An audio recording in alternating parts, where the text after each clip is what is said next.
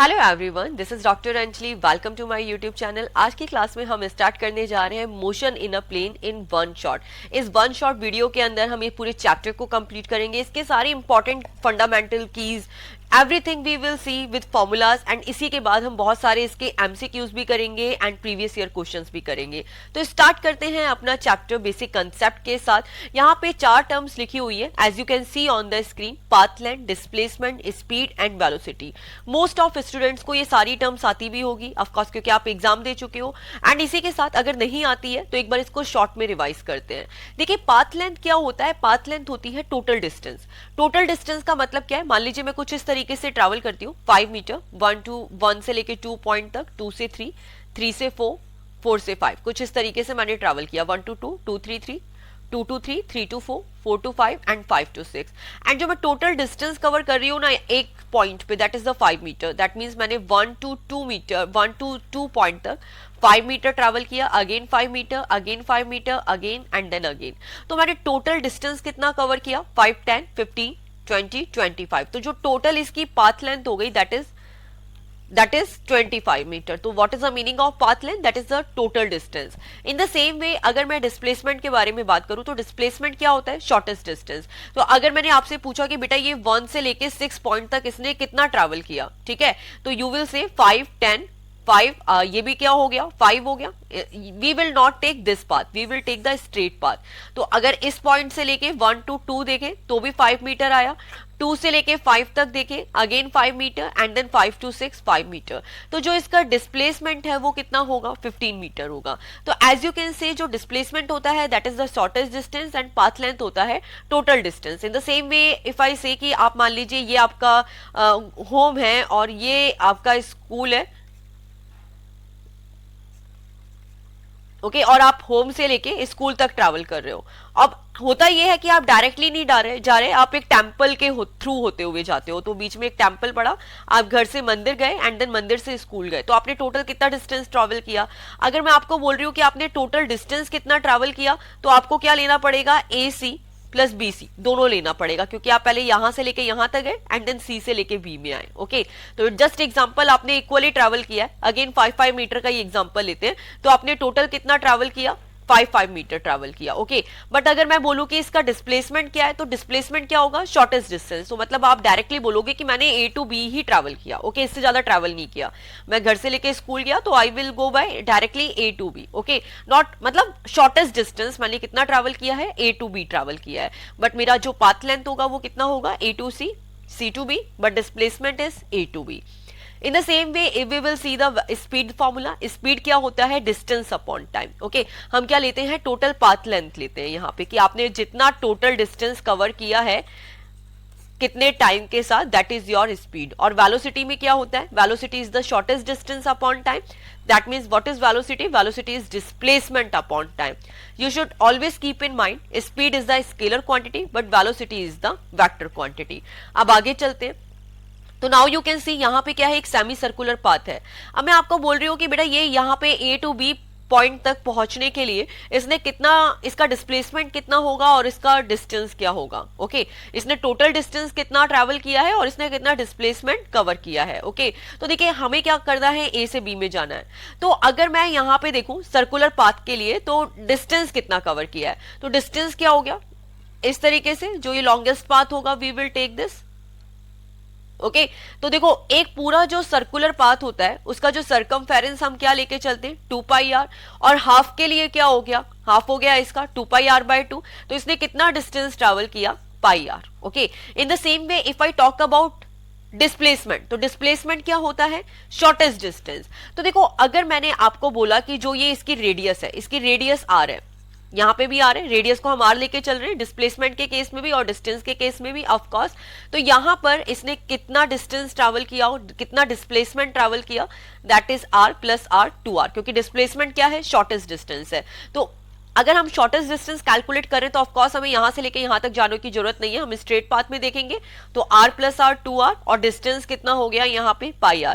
Circular path के लिए कितना होता? 2πr, मतलब आप एक पॉइंट से दूसरे पॉइंट तक आ रहे हो। अच्छा, सर्कुलर पाथ के लिए अगर मैंने आपको बोला कि ये स्टार्टिंग पॉइंट से पूरा पॉइंट तक सेम पॉइंट पे आने के लिए कितना डिस्प्लेसमेंट कवर करेगा, तो दैट विल बी 0। है ना, डिस्प्लेसमेंट क्या हो जाएगा, जीरो, क्योंकि वो इनिशियल जिस पोजीशन पे था फाइनल अगेन उस पोजीशन में आ गया, तो डिस्प्लेसमेंट क्या हो गया, zero. Once again I am getting a example, मैंने आपको बोला कि आप ए टू बी में गए and then again B to A पे आए, तो इसका डिस्टेंस कितना होगा और डिस्प्लेसमेंट कितना होगा, तो ये आप बोलोगे कि जो डिस्टेंस है वो कितना हुआ, ए टू बी, बी टू ए, दोनों को ऐड करोगे, बट डिस्प्लेसमेंट क्या हो जाएगा, zero. Displacement can be zero, okay, क्योंकि क्या हुआ, आप जिस पोजीशन में थे आप फाइनल उसी पोजीशन में पहुंच गए, तो डिस्प्लेसमेंट क्या हो गया, जीरो हो गया, ओके।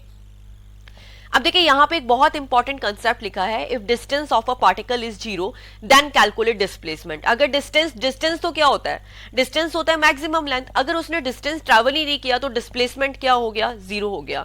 तो यहां से आपको एक कंसेप्ट समझ आया कि अगर डिस्टेंस जीरो है तो डिस्प्लेसमेंट जीरो हो सकता है, बट अगर मैंने आपको ये चीज बोली कि बेटा डिस्प्लेसमेंट जीरो है, अगर डिस्प्लेसमेंट जीरो है तो डिस्टेंस क्या होगा, तो अगर डिस्प्लेसमेंट जीरो है तो इट कैन नॉट बी से कि डिस्टेंस जीरो है या नहीं है, क्योंकि डिस्प्लेसमेंट तो क्या है, शॉर्टेस्ट डिस्टेंस है, ए टू बी गए, बी टू ए गए, तो इसका डिस्प्लेसमेंट जीरो हो गया ए टू बी से ए में आने में, बट इसने पाथ लेंथ तो कवर किया ही किया है, तो displacement can be zero but distance cannot be zero. If distance is zero, that means displacement is also zero. Okay. अब हम आते हैं एवरेज वेलोसिटी पे, इंस्टेंटेनियस वेलोसिटी पे एंड एक्सेलरेशन पे।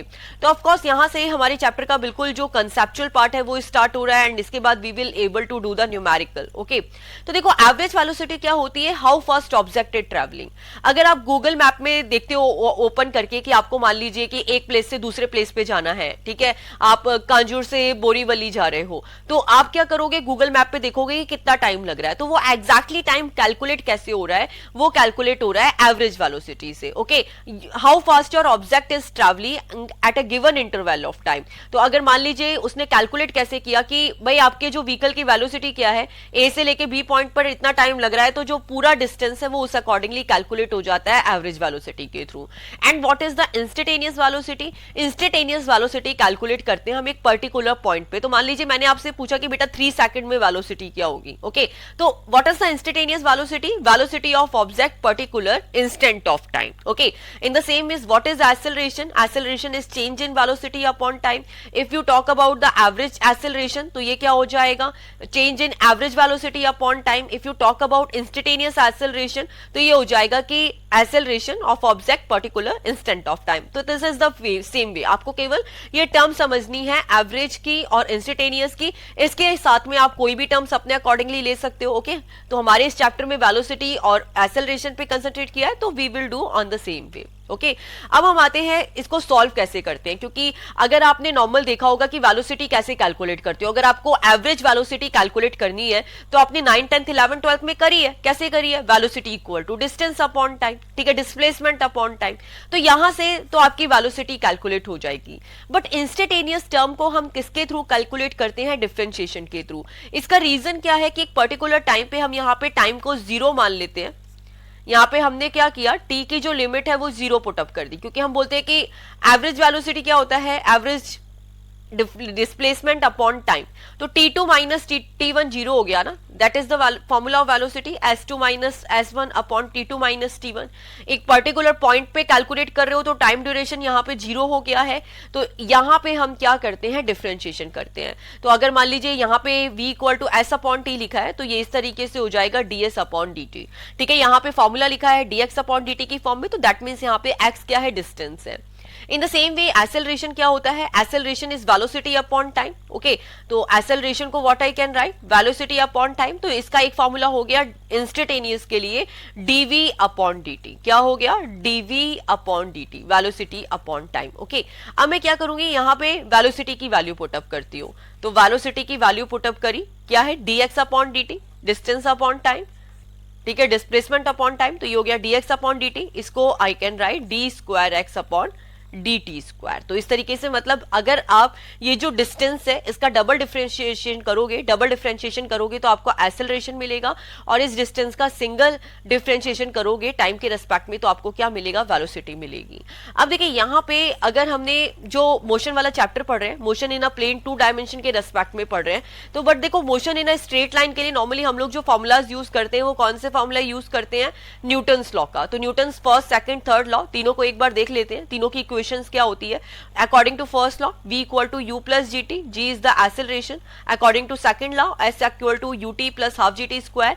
According to third law v square minus u square equal to 2gs। तो ये Newton's की इक्वेशन है जो हमें न्यूमेरिकल सॉल्व करने के लिए बहुत हेल्प करती है, और ऑफ कोर्स इस चैप्टर में भी न्यूमेरिकल सॉल्व करने के लिए इन न्यूमेरिकल्स इन फॉर्मूलाज का हमें जरूरत लगेगा ही लगेगा। अब इसके बाद स्टार्ट करते हैं हम इस चैप्टर का मोस्ट इंपॉर्टेंट टॉपिक, क्योंकि जैसे ही मोशन स्टार्ट होता है वहां पे ग्राफिकल क्वेश्चन अपने आप आ ही जाते हैं। अब देखो ग्राफ किस किस के बीच में ड्रॉ होंगे, ग्राफ तो हमें ड्रॉ करना है, बट एग्जैक्टली आप देख रहे हो कि मैम बोल रही है कि हमें ग्राफिकल क्वेश्चंस को ड्रॉ करना है, बट यहाँ पे कहीं पे भी ना टाइम लिखा है, ना डिस्टेंस लिखा है, ना एक्सेलरेशन लिखा है, कुछ भी नहीं लिखा है। वो हम आगे करेंगे, बट एग्जैक्टली हमें ग्राफ किस तरीके से ड्रॉ करना है सबसे पहले हमें उसको समझना है। तो देखिए 4 टर्म्स का आपको यूज आएगा ग्राफ ड्रॉ करने के लिए। एक तो डिस्टेंस का, वेलोसिटी का, एक्सेलरेशन का, और अब ड्रॉ किसके साथ करोगे, टाइम के साथ। किसके साथ ड्रॉ करोगे, टाइम के साथ। अब अगर आपको ग्राफ के क्वेश्चन करने ही है, क्योंकि motion in a plane chapter आया तो ग्राफिकल क्वेश्चन के बिना तो ये चैप्टर इनकम्प्लीट है। ऑफ कोर्स ग्राफ के क्वेश्चन आते ही आते हैं, और बच्चे सबसे ज्यादा मिस्टेक इसी में करते हैं। ओके, तो 10 minutes you give it to me, आप मुझे केवल 10 मिनट ध्यान से सुनिए, कॉपी पेन लेके बैठिए, एंड इसके बाद ग्राफ का कितना भी टफ से टफ क्वेश्चन क्यों ना हो वो आपसे इजी वे में सॉल्व होगा। ओके, तो जैसा मैं बोलती जा रही हूं बिल्कुल आपको वैसे ही करना है।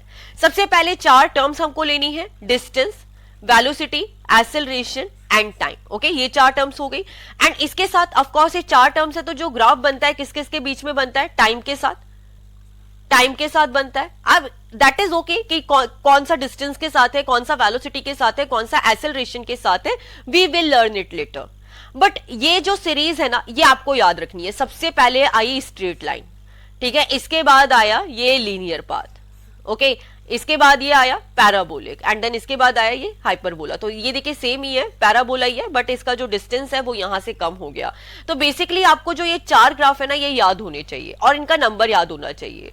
इसका मतलब है कि अगर मान लीजिए मैं ये डिस्टेंस का बना रही हूं तो पार्टिकल क्या है, स्टेशनरी पोजिशन पे है, ऐसे ही होगा। तो ये सीरीज याद रखनी है, straight line and then linear and then दोनों का हाइपरबोला। बट किस तरीके से बन रहा है यहाँ पे, केवल यहाँ पे जो एक्सपोनेंशियल ग्राफ बोलते हैं जिसे, ये जो एक्सपोनेंशियल ग्राफ है यहाँ पे ये थोड़ा सा देखिए ब्रॉड है, एंड यहाँ पे जो इसका ब्रॉडनेस है वो कम हो गया है। तो चारों लाइन से आएंगे।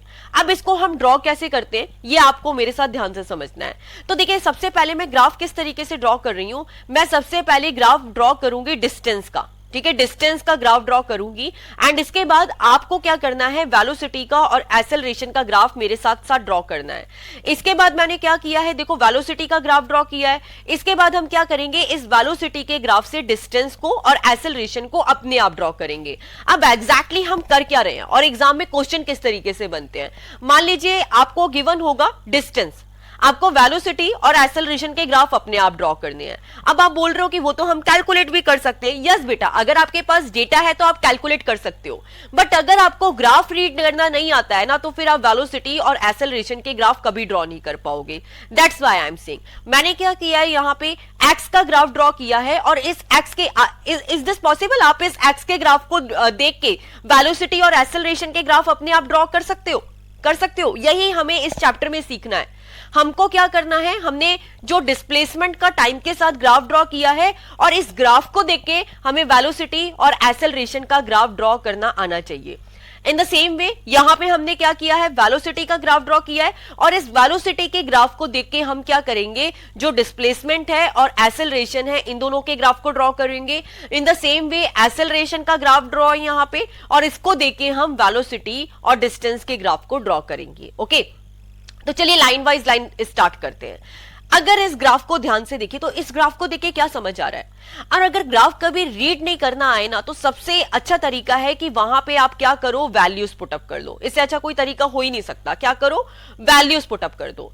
ठीक है, मैं वैल्यूज पुटअप कर लेती हूं। 1 मुझे नहीं समझ आ रहा ग्राफ, तो 1 2 3 4 ओके ये मैंने टाइम नोटिस कर लिया, मतलब टाइम सेकंड में लिया है, तो 1 सेकंड, 2 सेकंड, 3 सेकंड, 4 सेकंड, और यहां पे पार्टिकल है मान लो 2 मीटर पे ले लेते हैं।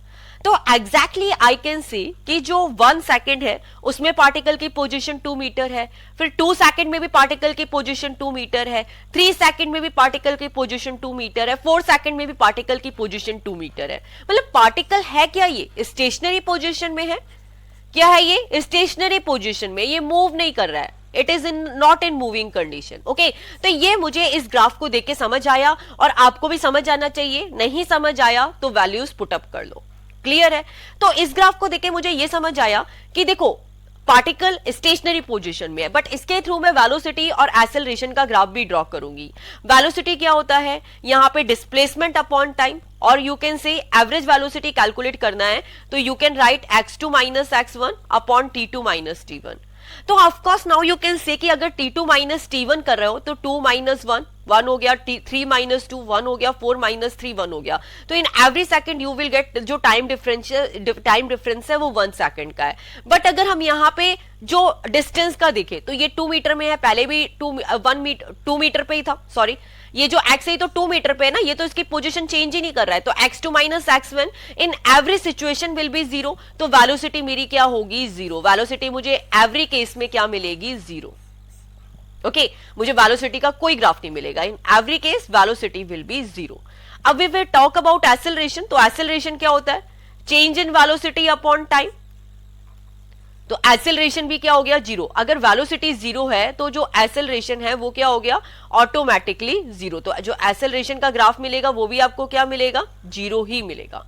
ओके अब देखो हम इसी में आगे आते हैं, इसी में अब आगे चलते हैं। अब दूसरे केस में हम चलते हैं कि यहां पे जब आपका x और t जो x है वो टाइम के साथ लीनियर है। अब इस केस का मतलब क्या है, इस केस का मतलब क्या है, देखो अगर आप जब भी लीनियर ग्राफ देखो, मैं आपको वैल्यूज पुट अप करके भी बताऊंगी, बट ये चीज आपको हमेशा ध्यान रखनी है कि अगर मेरा x लीनियर है तो बेसिकली जो मेरा पार्टिकल है वो भी क्या है लीनियरली मूव कर रहा है। ओके इस केस में क्या होता है, हमेशा वेलोसिटी कांस्टेंट होती है। इस केस में मेरी वेलोसिटी कांस्टेंट होती है कुछ इस तरीके से। आप देखिए सबसे पहले वैल्यूज पुट अप करिए तब आपको आइडिया लगेगा। 1 2 3 and in the same way यहां पे जो मेरा डिस्प्लेसमेंट है, ठीक है, वो भी मैं लीनियर ही ले लेती हूं 2 4 6। ओके तो नाउ यू कैन से कि ये लीनियर मिला आपको। यहां से इस ग्राफ को देखते ही मैंने एज आई टोल्ड यू कि ये चीज आपको समझ आ जानी चाहिए कि जो मेरा डिस्प्लेसमेंट टाइम ग्राफ है तो जो मेरा मतलब एक्स है वो लीनियरली मूव कर रहा है। अब इससे क्या करना है, मुझे वेलोसिटी एंड एक्सेलरेशन के अंदर ग्राफ ड्रॉ करना है। तो देखो वेलोसिटी क्या हो जाता है, चेंज इन displacement upon time, x2 minus x1 t2 minus t1।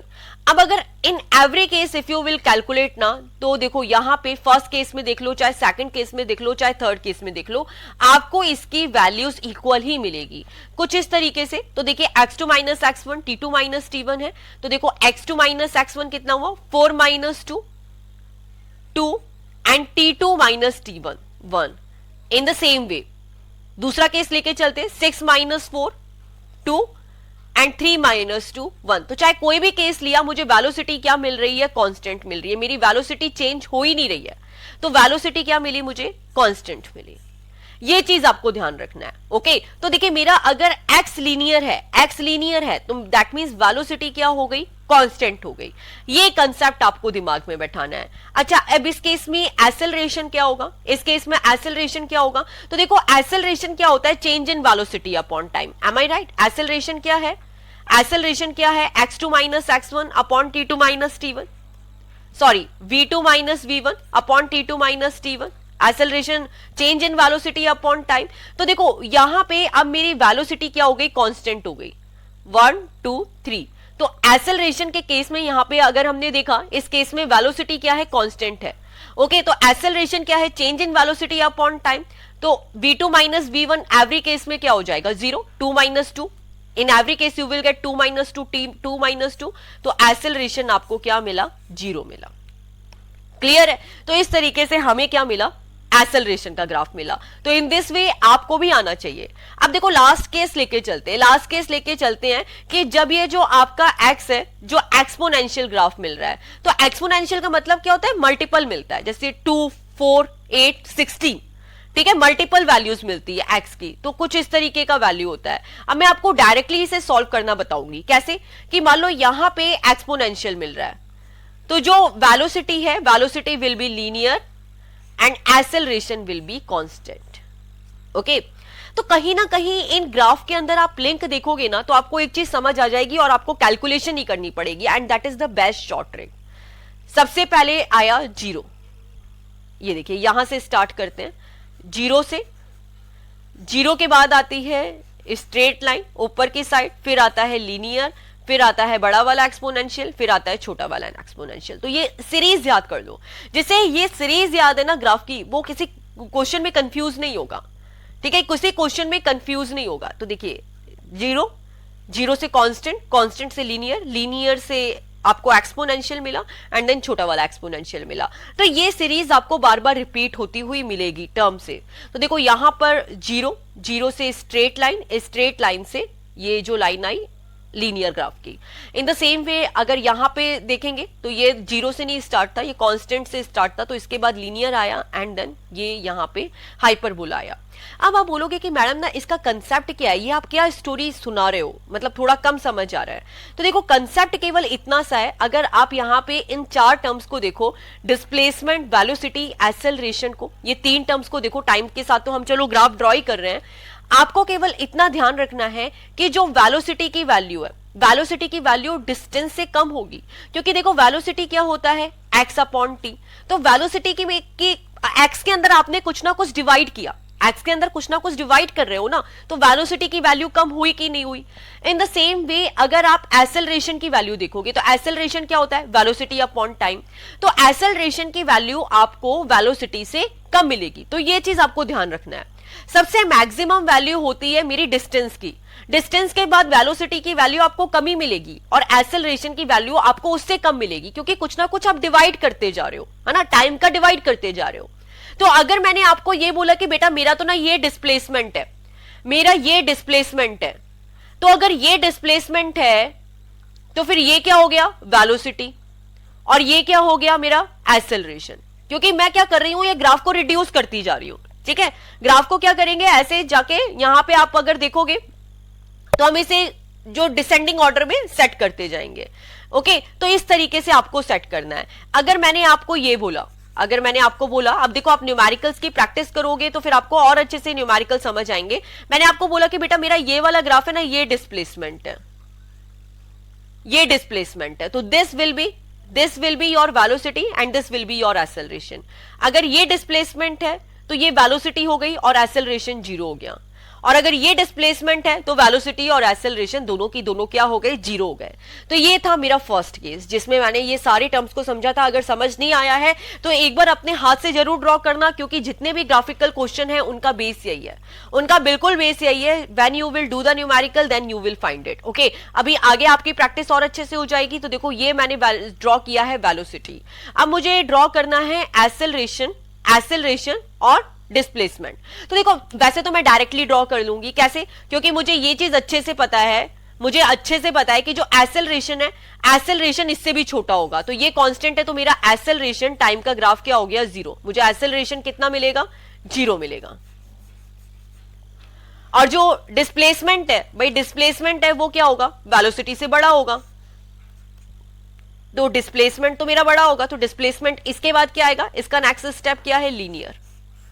तो ये ग्राफ मिल गया मुझे लीनियर। तो जिसने बस वो सीरीज याद कर ली वो इस टाइप के क्वेश्चंस में नहीं अटकेगा। आप चाहे तो यहां देख सकते हो, देखो वेलोसिटी का ग्राफ यहां पे इस तरीके का था, तो जो डिस्प्लेसमेंट है वो लीनियर मिला और एक्सेलरेशन जीरो मिला। तो इस तरीके से एक ग्राफ से आपको दो ग्राफ बनाने बाकी के आने चाहिए, तो आपके न्यूमेरिकल सॉल्व करना क्या हो जाएंगे, बहुत ईजी हो जाएंगे। जैसे मैंने यहाँ पे ड्रॉ कर लिए। अब अगर आपको समझ नहीं आ रहा तो आप क्या करो, वैल्यूज पुटअप करो। वैल्यूज कैसे, 1 2 3 4, और यहां पे चलो 2 मीटर ले लिया, तो वेलोसिटी क्या हो गई, 2 मीटर पर सेकंड ले लिया। वेलोसिटी की यूनिट क्या होती है, 2 मीटर पर सेकंड। तो आप इन एवरी केस अगर एक्सेलरेशन कैलकुलेट करो तो एक्सेलरेशन क्या होता है, change in velocity upon time. तो 2 - 2, in every case you are getting acceleration zero ही ना। तो चाहे दिमाग लगा के चलो चाहे याद करके करो, दोनों केस में आपसे हो जाएगा।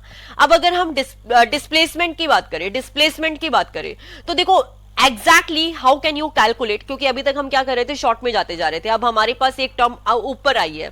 तो देखो वेलोसिटी कैसे कैलकुलेट करते हैं, वेलोसिटी होता है displacement upon time is equal to X upon T, but यहां से एक्स क्या हो गया, v इंटू टी, मल्टीप्लाई हो गया। तो देखो 1 into 2, 2 into 2, once again 3 into 2। किस तरीके से, वेलोसिटी की वैल्यू तो 2 ही रहेगी हमेशा, और यहां पे देखो टाइम की वैल्यू चेंज होती जा रही है, 1 सेकेंड, 2 सेकेंड, 3 सेकेंड। एक्स का फॉर्मूला क्या मिला, v इंटू टी, तो v की वैल्यू 2 ही रहेगी, टाइम की वैल्यू 1 2 3 चेंज होती जा रही है। तो अगर आप x की वैल्यू देखोगे तो आपको कैसी मिल रही है, 2 4 6 लीनियर, तो 2 4 6, और इसका आप ग्राफ ड्रॉ करोगे तो आपको क्या मिलेगा, लीनियर ग्राफ मिलेगा। तो चाहे दिमाग लगा के ड्रॉ करो, चाहे याद करके ड्रॉ करो, दोनों केस में ड्रॉ होगा। एंड ऑफ कोर्स मैं ये कहूंगी कि आपको ये शॉर्ट ट्रिक भी आनी चाहिए। अब लेते हैं सेकंड केस में। सेकंड केस में मेरी वेलोसिटी आ रही है लीनियर, तो एक्सेलरेशन क्या हो गया, याद करो एक्सेलरेशन क्या हो गया, इससे छोटा मिलेगा, इससे छोटा क्या हुआ, कांस्टेंट।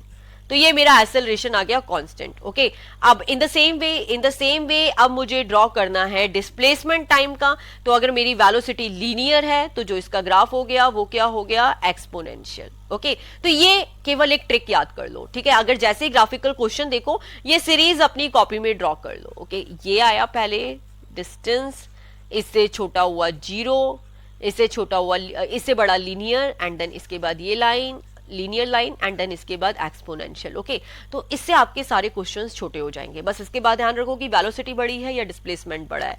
ऑफ कोर्स मेरे पास एक ग्राफ आया था इस तरीके का, तो देखो जो एक्सेलरेशन है वो इससे छोटा होगा और जो डिस्प्लेसमेंट है वो इससे बड़ा होगा, ठीक है। बस इतना ध्यान रखना है। किस तरीके से मैंने आपको बताया छोटा बड़ा है होगा, ये अभी मैंने आपको याद कराया है कैसे। जो वेलोसिटी है that is x upon T, तो वेलोसिटी एक्स से छोटी हो गई। एक्सेलरेशन क्या होता है, वी अपॉन टी, तो एक्सेलरेशन वी के कंपैरेटिवली छोटा हो गया।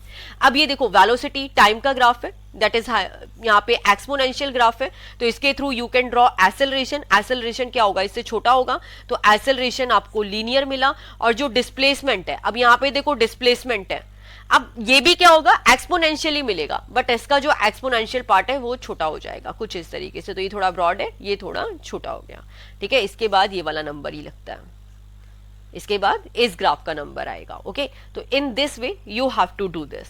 आई थिंक सो ये शॉर्ट ट्रिक आपको किसी भी वीडियो में नहीं मिलेगी। That is the best trick to solve the graphical question. Okay, अब हम आते हैं एक्सेलरेशन से किसका ग्राफ ड्रॉ करेंगे, वेलोसिटी का एंड डिस्टेंस का।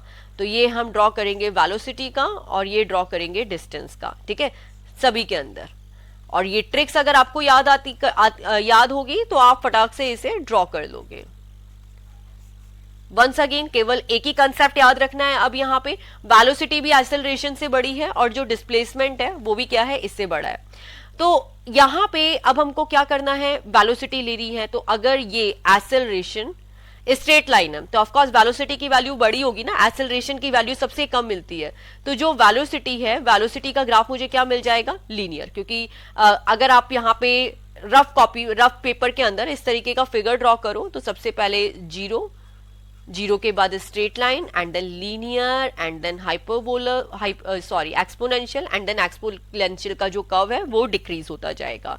अब जो डिस्टेंस है इसका वैल्यू इससे भी ज्यादा होगा, तो ये लीनियर है। लीनियर के बाद क्या आता है यहाँ पे, एक्सपोनेंशियल। ओके, अब यहाँ पे ये वाला जो कर्व है ये लीनियर मिला, तो देखो लीनियर के बाद आपको क्या मिलेगा यहाँ पे, वेलोसिटी दैट इज एक्सपोनेंशियल। और जो डिस्टेंस है वो भी क्या मिलेगा, एक्सपोनेंशियल, बट उसका जो डिस्टेंस है वो क्या हो जाएगा, कम हो जाएगा।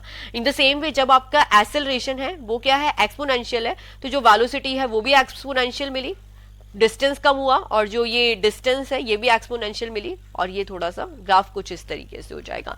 बट जो एक्सपोनेंशियल के बाद क्या होती है, जो स्पेस है वो इसकी कम होती जाती है। तो इस तरीके से आपको ग्राफ ड्रॉ करने हैं। The main is distance, velocity and acceleration. Acceleration का अगर आप एक्सपोनेंशियल वाला पार्ट भी छोड़ देते हैं तो that part is very very important. End of course अगर आप ये ग्राफ बनाना सीख जाते हैं तो ग्राफिकल न्यूमेरिकल आप लोगों से बहुत इजीली हो जाएंगे।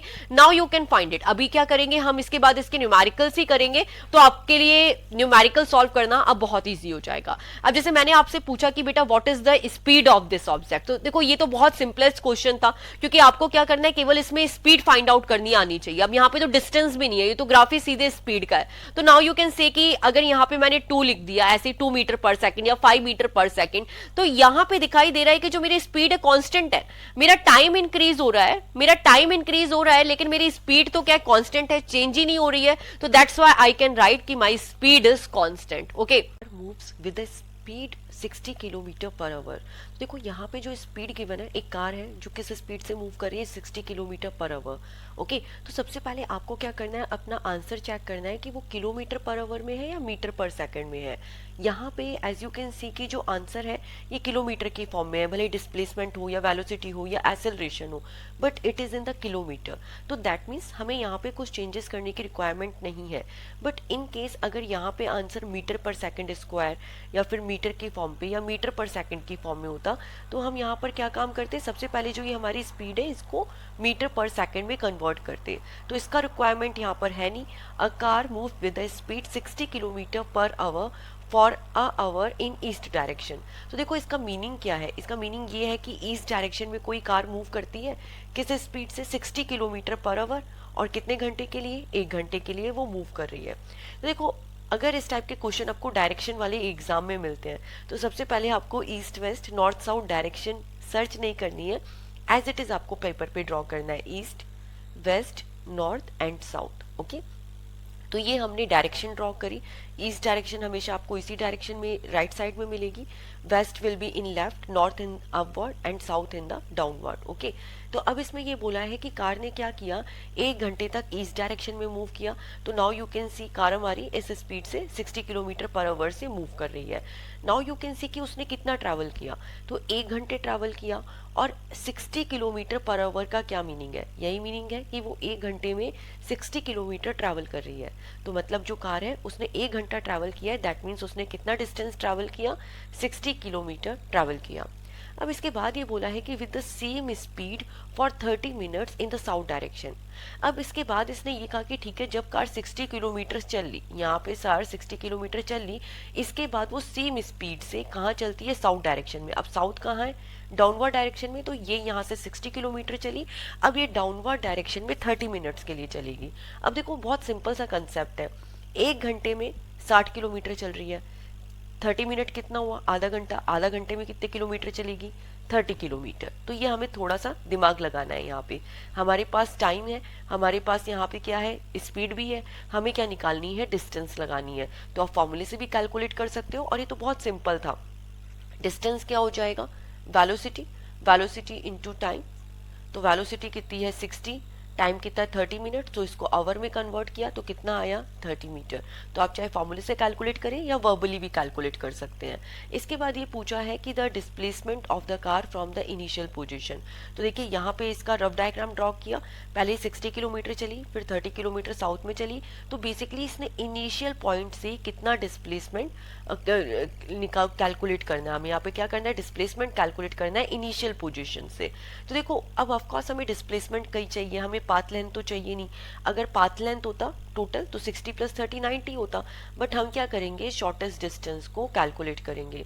और शॉर्टेस्ट डिस्टेंस को कैलकुलेट करने के लिए यहाँ पे पाइथागोरस थ्योरम लगाई। तो यहाँ पे क्या हो गया, अगर हम ये इनिशियल पोजीशन को ए एंड ये जहाँ तक ईस्ट डायरेक्शन में मूव किया था इसको बी, एंड डाउनवर्ड डायरेक्शन में जो साउथ तक मूव किया था उसको सी देते हैं, तो ये ए सी स्क्वायर किसके इक्वल हो गया, A B square plus B C square. What is the A B square, A B is 60, 60 square. What is B C is 30, 30 square. तो इसका स्क्वायर सॉल्व किया, आपको क्या मिला 4500। अब क्या करना है, हमें ए सी कैलकुलेट करना है, क्योंकि यहाँ पे ए सी था तो इसको अंडर रूट में लिया, इधर से स्क्वायर हटाया, तो our answer will be 10 under root 45। Okay, या फिर आप इसको ऐसे भी सॉल्व कर सकते हो, यहाँ से 10 अंडर रूट 45 हो गया, या फिर 45 को आपने पार्ट्स में डिवाइड किया तो अंडर रूट 9 इंटू 5। तो नाउ यू कैन से 9 का अगर अंडर रूट सॉल्व करते हैं तो 3 आएगा, तो 3 मल्टीप्लाई बाय 10 30 अंडर रूट 5। तो our answer will be 30 under root 5 kilometre. C option will be our answer. अब हम आते हैं नेक्स्ट क्वेश्चन पे। A athlete finish a round of circular track of radius R in 40 second. तो इसमें क्या given है कि कोई एथलीट है वो सर्कुलर ट्रैक ठीक है, का एक राउंड फिनिश कर रहा है 40 सेकंड में। ओके, और जिसकी रेडियस हमें क्या लेनी है, आर लेनी है। What is displacement at the end of 2 minute 20 second. तो सबसे पहले हम टोटल सेकंड कैलकुलेट करते हैं, कितना होता है। 2 मिनट 20 सेकंड को हमने क्या किया, सेकंड्स में कन्वर्ट किया। तो 2 इंटू 60 प्लस 20, मिनट्स को सेकंड में कन्वर्ट करने के लिए 60 का मल्टीप्लाई किया है, तो 120 प्लस 20, टोटल कितने सेकंड हुए, 140 सेकंड। ओके, तो अब देखो टोटल कितने सेकंड है हमारे पास, 140 सेकंड। एक सर्कल पूरा करने में इसे 40 सेकंड का टाइम लग रहा है, और हमें क्या कर लगना, कैलकुलेट करना है डिस्प्लेसमेंट। तो डिस्प्लेसमेंट क्या होती है, शॉर्टेस्ट डिस्टेंस। तो सबसे पहले हम ये देखते हैं कि कितने सर्कल कवर करेगा। तो 40 सेकंड में एक सर्कल, ठीक है, फिर 80 सेकंड में इसने 2 सर्कल कवर कर लिया, 120 सेकंड में इसने 3 सर्कल कवर कर लिए। तो 4, 80 and 120। Why I am writing this, कि देखो 40 सेकंड में ये गया एक सर्कल कवर करने, तो इसका डिस्प्लेसमेंट क्या हो गया, 0 हो गया। फिर यहां से इसकी इनिशियल पोजीशन ये ली, तो ये 80 सेकंड में इसने कन्वर्ट किया, कवर किया दूसरा सर्कल, तो यहाँ पे भी इसका डिस्प्लेसमेंट क्या हो गया, 0 हो गया। इसके बाद आया 120, मतलब तीसरे सेकंड में। देखते हैं यहाँ पे हम थर्ड टाइम में, थर्ड सर्किल के लिए चेक करते हैं। तो now we can see in the third circle, ये थर्ड सर्किल में इसने 120 सेकंड में कवर किया, तो 120 सेकंड तक तो इसका डिस्प्लेसमेंट 0 ही था, क्योंकि ये फाइनल से सेम इनिशियल पोजीशन पे आ रहा है। यही तो होता है डिस्प्लेसमेंट भाई, अगर ये फाइनल से इनिशियल सेम पोजीशन ही हो गई, फाइनल और इनिशियल, तो डिस्प्लेसमेंट 0 है। तो 120 सेकंड तक तो हमें इसका डिस्प्लेसमेंट क्या मिला, 0 मिला। अब कितने सेकंड्स बचे, टोटल कितने सेकंड है, 140 सेकंड। 140 सेकंड हमें क्या इसमें कैलकुलेट करना है, अब हमें 120 सेकंड तक तो 0 है। अब बचा अगला 20 सेकंड, अगले 20 सेकंड में क्या होगा। तो देखो 40 सेकंड में क्या कर रहा है, ये एक कंप्लीट सर्किल कैलकुलेट कर रहा है, तो 20 सेकंड में ये हाफ सर्किल ही कैलकुलेट करेगा। अब ये हाफ सर्किल पे आएगा, यहां से लेके यहां तक ही पहुंचेगा, क्योंकि 20 सेकंड है। तो ये कितना डिस्टेंस कवर करेगा, शॉर्टेस्ट, तो इसकी रेडियस कितनी हो गई, r प्लस आर 2r। तो that means A option is right. Of course इसका कंसेप्ट हमने पहले भी समझा है कि डिस्प्लेसमेंट है, तो ये हो गया r प्लस आर 2r, एक सर्कुलर पाथ का इस पॉइंट से इस पॉइंट तक। सेमी सर्कुलर पाथ के लिए, सर्कुलर पाथ के लिए डिस्प्लेसमेंट 0 होता है, सेमी सर्कुलर के लिए डिस्प्लेसमेंट 2r होता है। ओके, इन दिस वे। तो now see the next question, that is very important question, which of the following is not possible for a body in uniform motion। तो देखिए अगर हम यहाँ पे फर्स्ट ग्राफ को देखें, तो of course this graph is time and displacement. अच्छा, दिस इज पॉसिबल कि एक ही टाइम पे पार्टिकल की बहुत सारी पोजीशन, क्योंकि इस ग्राफ से तो यही दिख रहा है कि भाई एक टाइम पे मान लीजिए टाइम 4 सेकंड है, तो 4 सेकंड में पार्टिकल, और ये हो गया चलो displacement 1 metre, 2 metre, 3 metre, 4 metre. तो इस ग्राफ के अकॉर्डिंगली ये 4 सेकंड में 1 मीटर में भी है, फिर ये 4 सेकंड में 2 मीटर में भी है, ये 4 सेकंड में 3 मीटर में भी है, 4 सेकंड में 4 मीटर में भी है। तो दैट इज नॉट पॉसिबल। तो एक ही टाइम पे पार्टिकल की 2 पोजीशन पॉसिबल ही नहीं है, तो that means A option is wrong. अब हम नेक्स्ट देखते हैं टाइम के साथ डिस्प्लेसमेंट का। तो यहाँ पे डिस्प्लेसमेंट क्या है, कांस्टेंट है। तो नाउ यू कैन से यहाँ पे क्या पूछा है, uniform motion. Which of the following is not possible for a body in uniform motion. तो देखो फर्स्ट ग्राफ तो किसी भी केस में पॉसिबल नहीं है, चाहे यूनिफॉर्म हो, चाहे नॉन यूनिफॉर्म हो, चाहे किसी भी टाइप का मोशन हो, ए ग्राफ तो is totally wrong in any case. But second graph को देखें तो यहाँ पे क्या है, हमें यूनिफॉर्म केस के लिए ही ग्राफ देखना है। तो यूनिफॉर्म केस का मोशन क्या होता है, equal distance in equal time interval, am I right? Equal distance in equal time interval।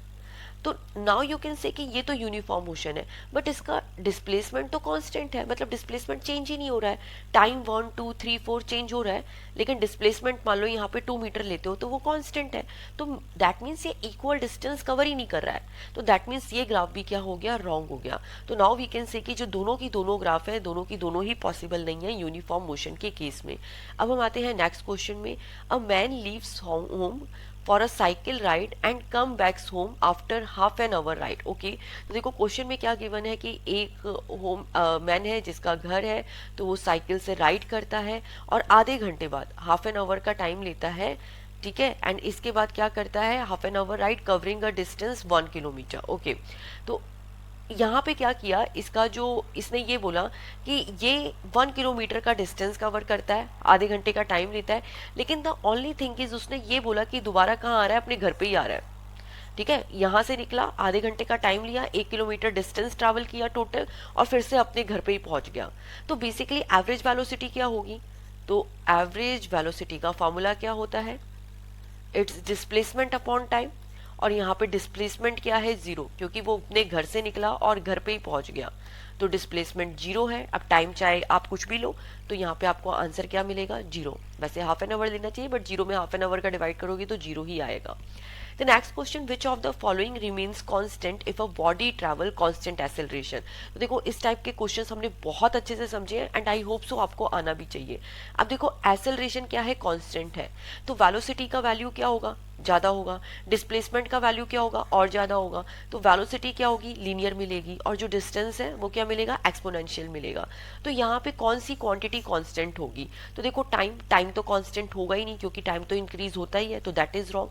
Velocity constant कैसे पॉसिबल है? क्योंकि वेलोसिटी हमें लीनियर मिल रही है।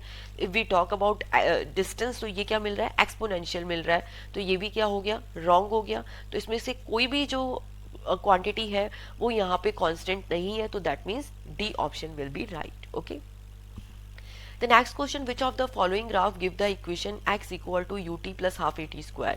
तो हमने यहाँ पे टाइम और डिस्प्लेसमेंट का ग्राफ ड्रॉ किया है। तो देखो नॉर्मल केस के अंदर दिस इज पॉसिबल, बट यहाँ पे क्या है? एक ut ऐड हो रहा है। ओके, ut ऐड हो रहा है, तो that means B option will be right, क्योंकि जो ये ut है ये हमेशा रहेगा, तो इसकी कुछ ना कुछ वैल्यू आपके पास होगी, एंड इसके बाद आप लीनियर ग्राफ में जाओगे, तो that means B option will be right. Okay, the next question, the graph of displacement versus time. तो that is very very important graph. अब देखो यहाँ पे डिस्टेंस का और टाइम का ग्राफ गिवन है, तो आपको एक चीज तो पता है, बहुत अच्छे से मैंने आप लोगों को एक्सप्लेन की है कि बेटा जो वेलोसिटी है उसकी वैल्यू डिस्प्लेसमेंट की कंपैरेटिवली कम होगी। तो सबसे पहले जो हमने केस समझा था वो लेते हैं, एंड इसके बाद यहाँ पे ग्राफ देखेंगे। तो ये डिस्प्लेसमेंट का ग्राफ ड्रॉ करते हैं सबसे पहले, ये x के साथ। चलो मैं डायरेक्टली ग्राफ में ही लिख देती हूँ। x और t के बीच में ग्राफ ड्रॉ किया, इन केस हमारा x एक्सपोनेंशियल था, तो जो वेलोसिटी है, वेलोसिटी हमें लीनियर मिलेगी, और यहाँ पे एक्सेलरेशन कांस्टेंट मिलेगा। ये हम लोग अच्छे से पढ़ चुके हैं, समझ चुके हैं।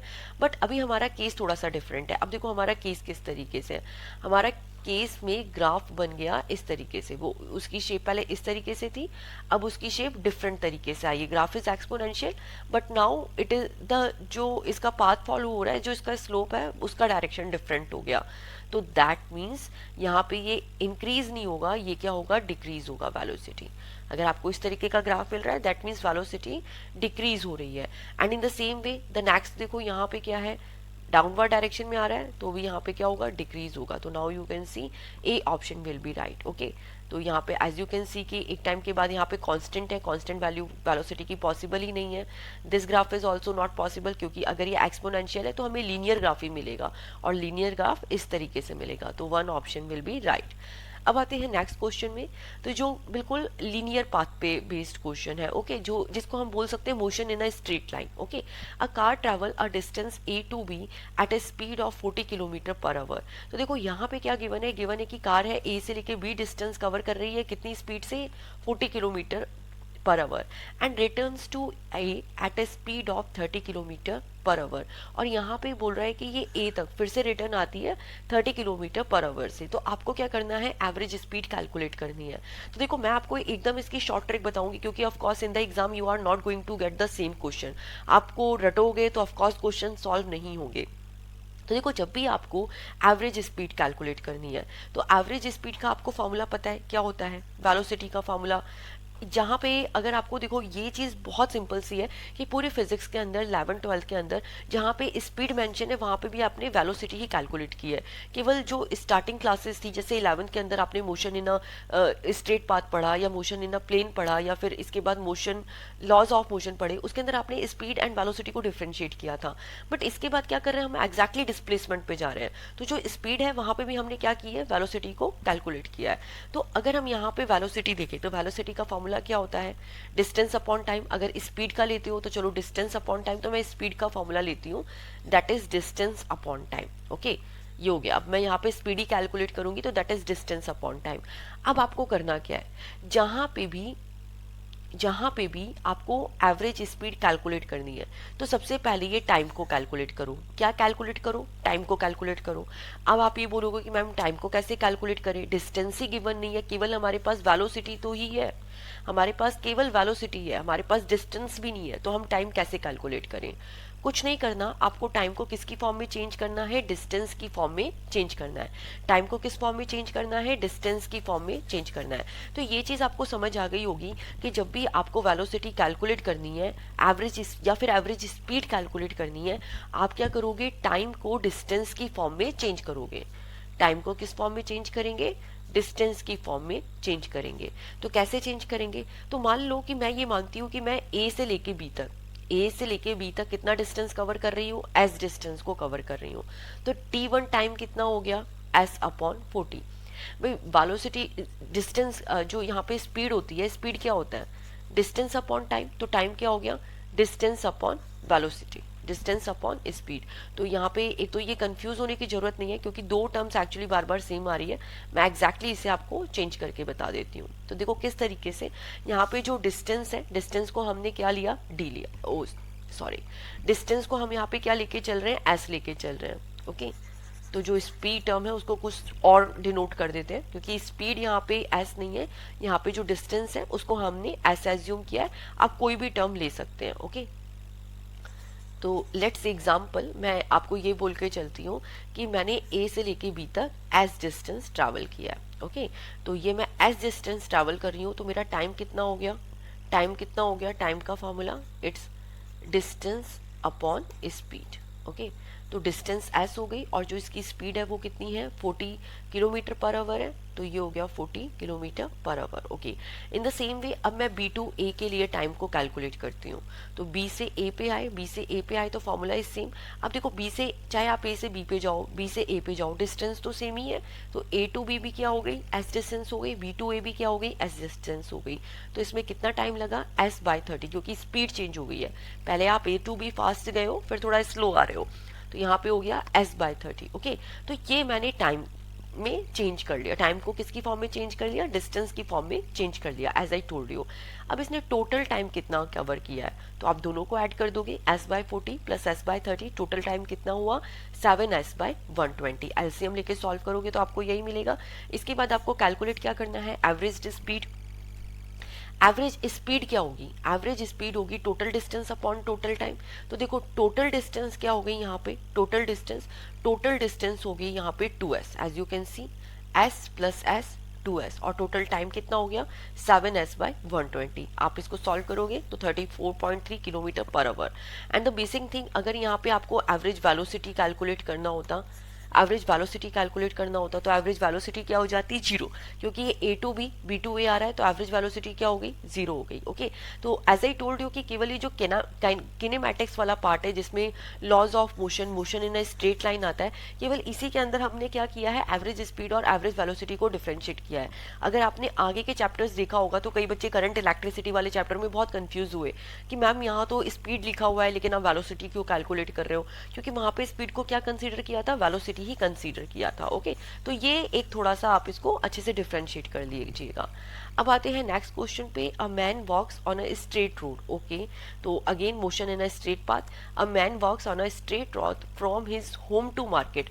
अब ये क्या गया? अपने घर से मार्केट गया, जो कितना किलोमीटर है? 3 किलोमीटर है। तो मतलब इसने 3 किलोमीटर का डिस्टेंस ट्रैवल किया किस स्पीड से? 6 किलोमीटर पर आवर से। ओके, तो देखो सबसे पहले ये लाइन पढ़ते, मतलब मैं आगे का क्वेश्चन रीड भी नहीं करूंगी, मैं सबसे पहले टाइम कैलकुलेट करूंगी। ओके, तो एज आई टोल्ड यू कि time is very important parameter in this chapter. तो in the first case time क्या होगा? टाइम का फॉर्मूला क्या होगा? Distance upon speed. तो इसने कितना ट्रैवल किया? 3 किलोमीटर, किस स्पीड से? 6 किलोमीटर पर आवर से। तो टाइम क्या हो गया? Half hour. ओके, तो मतलब अगर ये मार्केट जा रहा है अपने घर से लेके सॉरी घर से लेके मार्केट जा रहा है, तो उसने 3 किलोमीटर का डिस्टेंस ट्रैवल किया है 6 किलोमीटर पर आवर की स्पीड से, और कितने टाइम में? आधे घंटे में। ओके, नाउ इसके बाद finding the market close what he did, he instantly turn and walk back with the speed of 9 kilometre per our. But अब उसको ऐसा लगा कि भाई मार्केट क्लोज हो जाएगा, तो वो क्या करता है, दोबारा अपने घर आता है और फास्ट आता है किस स्पीड से, 9 किलोमीटर पर आवर से। तो ऑफकोर्स देखो डिस्टेंस तो सेम ही रहेगा, डिस्टेंस तो चेंज नहीं होने वाला। तो डिस्टेंस कितना है, 3 किलोमीटर, और किस स्पीड से, 9 किलोमीटर पर आवर से। ओके, तो हमें क्या मिला यहाँ पे, 1/3 आवर। ओके, तो ये हो गया 1/3, 3/9 को कैंसिल करोगे तो आपको क्या मिला, 1/3 आवर। अभी देखो 1/2 आवर, यहाँ पे हो गया 1/3 आवर। अब इसके बाद आपको कैलकुलेट क्या करना है, एवरेज वेलोसिटी और एवरेज स्पीड दोनों की दोनों कैलकुलेट करनी है over the time interval 0 to 40 minute. Okay, अगर नॉर्मल केस में अगर हम एवरेज वेलोसिटी कैलकुलेट करते तो क्या हो जाती, 0 हो जाती। बट इसने ये बोला है कि आपको वेलोसिटी और स्पीड दोनों कैलकुलेट करनी है, बट किस टाइम में, 0 to 40 मिनट के लिए। तो अब मिनट्स में आ गया, तो लेट्स सी, हम सबसे पहले इसका एक जो डायग्राम है वो ड्रॉ करते हैं। तो ये 0 से लेके 30 मिनट तक, ठीक है, ये 0 से, ये 0 आवर और ये हो गया 30 मिनट, मतलब हाफ आवर। हाफ आवर के अंदर ये अपने घर से मार्केट गया था, और घर से मार्केट जाते हुए इसने कितना डिस्टेंस ट्रैवल किया है, 3 किलोमीटर का, और किस स्पीड से, 6 किलोमीटर पर आवर। ओके, अब इसके बाद इसने ये बोला है कि आपको किसके लिए कैलकुलेट करना है, 40 मिनट के लिए। तो हम आते हैं नेक्स्ट 10 मिनट्स के लिए, नेक्स्ट 10 मिनट्स के लिए।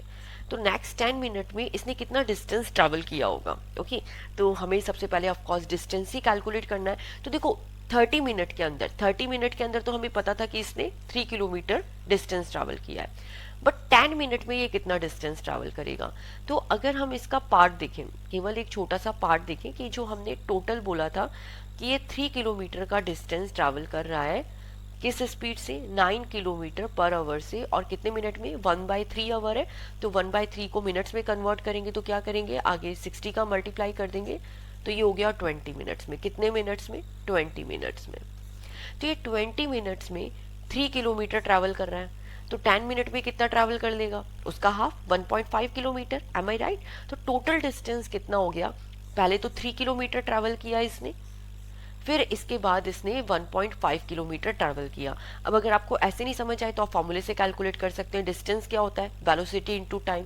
तो जो वेलोसिटी है वो कितनी है, 9 किलोमीटर पर आवर है, और टाइम कितना है, 1/3।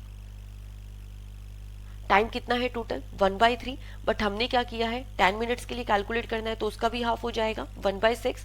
तो टोटल कितना मिला आपको डिस्टेंस, 1.5 किलोमीटर। या आप डायरेक्टली भी सॉल्व कर सकते हो कि आपको पता है आपने 9 किलोमीटर पर आवर की स्पीड से चले हो, तो आप क्या कर रहे हो यहाँ पे, 20 मिनट में 3 किलोमीटर ट्रैवल कर रहे हो, तो 10 मिनट में 1.5 किलोमीटर ही ट्रैवल करोगे। तो अगर मैं यहाँ पे डिस्टेंस कैलकुलेट करूँ कि उसने कितना डिस्टेंस कैलकुलेट किया, तो 3 + 1.5 टोटल कितना हुआ, 4.5। बट डिस्प्लेसमेंट क्या होता है, शॉर्टेस्ट डिस्टेंस। तो ये पहले 3 किलोमीटर चल के गया, फिर 1.5 आया, तो मतलब इसकी इनिशियल पोजीशन ये है और फाइनल पोजीशन यहाँ पे है 1.5 पे। भाई 1.5 ट्रैवल किया, बचा कितना, 1.5। तो बेसिकली डिस्प्लेसमेंट कितना हुआ, 1.5 किलोमीटर, क्योंकि डिस्प्लेसमेंट क्या होता है, shortest distance, final minus initial. तो हमें कितना मिला, डिस्प्लेसमेंट 1.5 किलोमीटर। अब वेलोसिटी का फॉर्मूला क्या होता है, डिस्टेंस अपॉन टाइम। ओके, तो देखो इसने केवल अगर वेलोसिटी कैलकुलेट करते हैं तो डिस्टेंस कितनी है, 1.5 किलोमीटर, और हमारे पास टाइम कितना है, टाइम कितना है, तो देखो टाइम हमें किसके लिए सॉल्व करना था, इसको 40 मिनट के लिए। 40 मिनट के लिए आंसर हमारा किलोमीटर पर आवर में है, तो 40/60, ठीक है, आवर में कन्वर्ट कर लिया, तो हमें वेलोसिटी मिली 2.525 किलोमीटर पर आवर।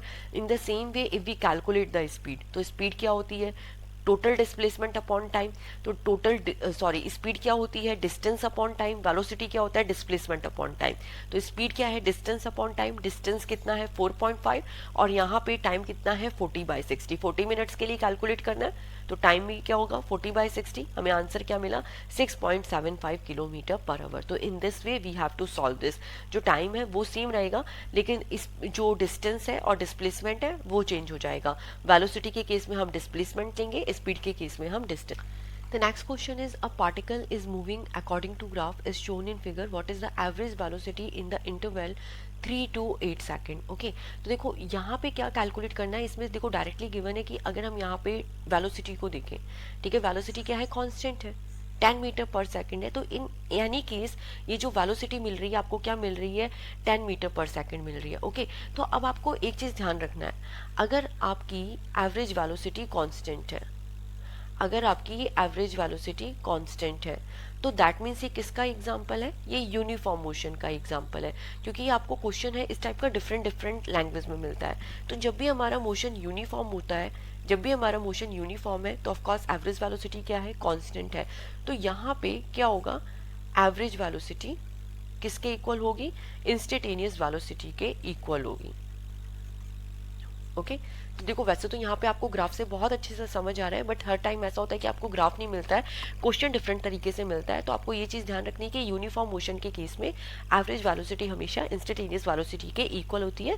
तो as you can see uniform जो मोशन है इसके अंदर वेलोसिटी, एवरेज वेलोसिटी कांस्टेंट है, तो यहाँ पे आप किसी भी पॉइंट पे कैलकुलेट करो, इंस्टेंटेनियस वेलोसिटी आपको सेम ही मिलेगी। ओके, तो कितनी हो गई यहाँ पे instantaneous velocity, 10 metre per second.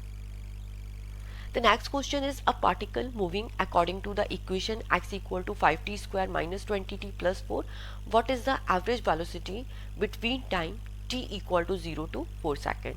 तो देखो सबसे पहले हम इस ग्राफ को रीड करते हैं और अपनी इक्वेशन को सॉल्व करते हैं। तो x की इक्वेशन कितनी गिवन है, 5t square minus 20t plus 4, और हमें कैलकुलेट क्या करना है, एवरेज वेलोसिटी कैलकुलेट करनी है। तो सबसे पहले हम क्या करते हैं, हमें डिस्टेंस गिवन है, हमें एक्स क्या है यहाँ पे, डिस्टेंस है, तो हम सबसे पहले वेलोसिटी कैलकुलेट करते हैं। तो वेलोसिटी क्या हो जाएगा, डिस्टेंस अपॉन टाइम, तो that means D x upon D T.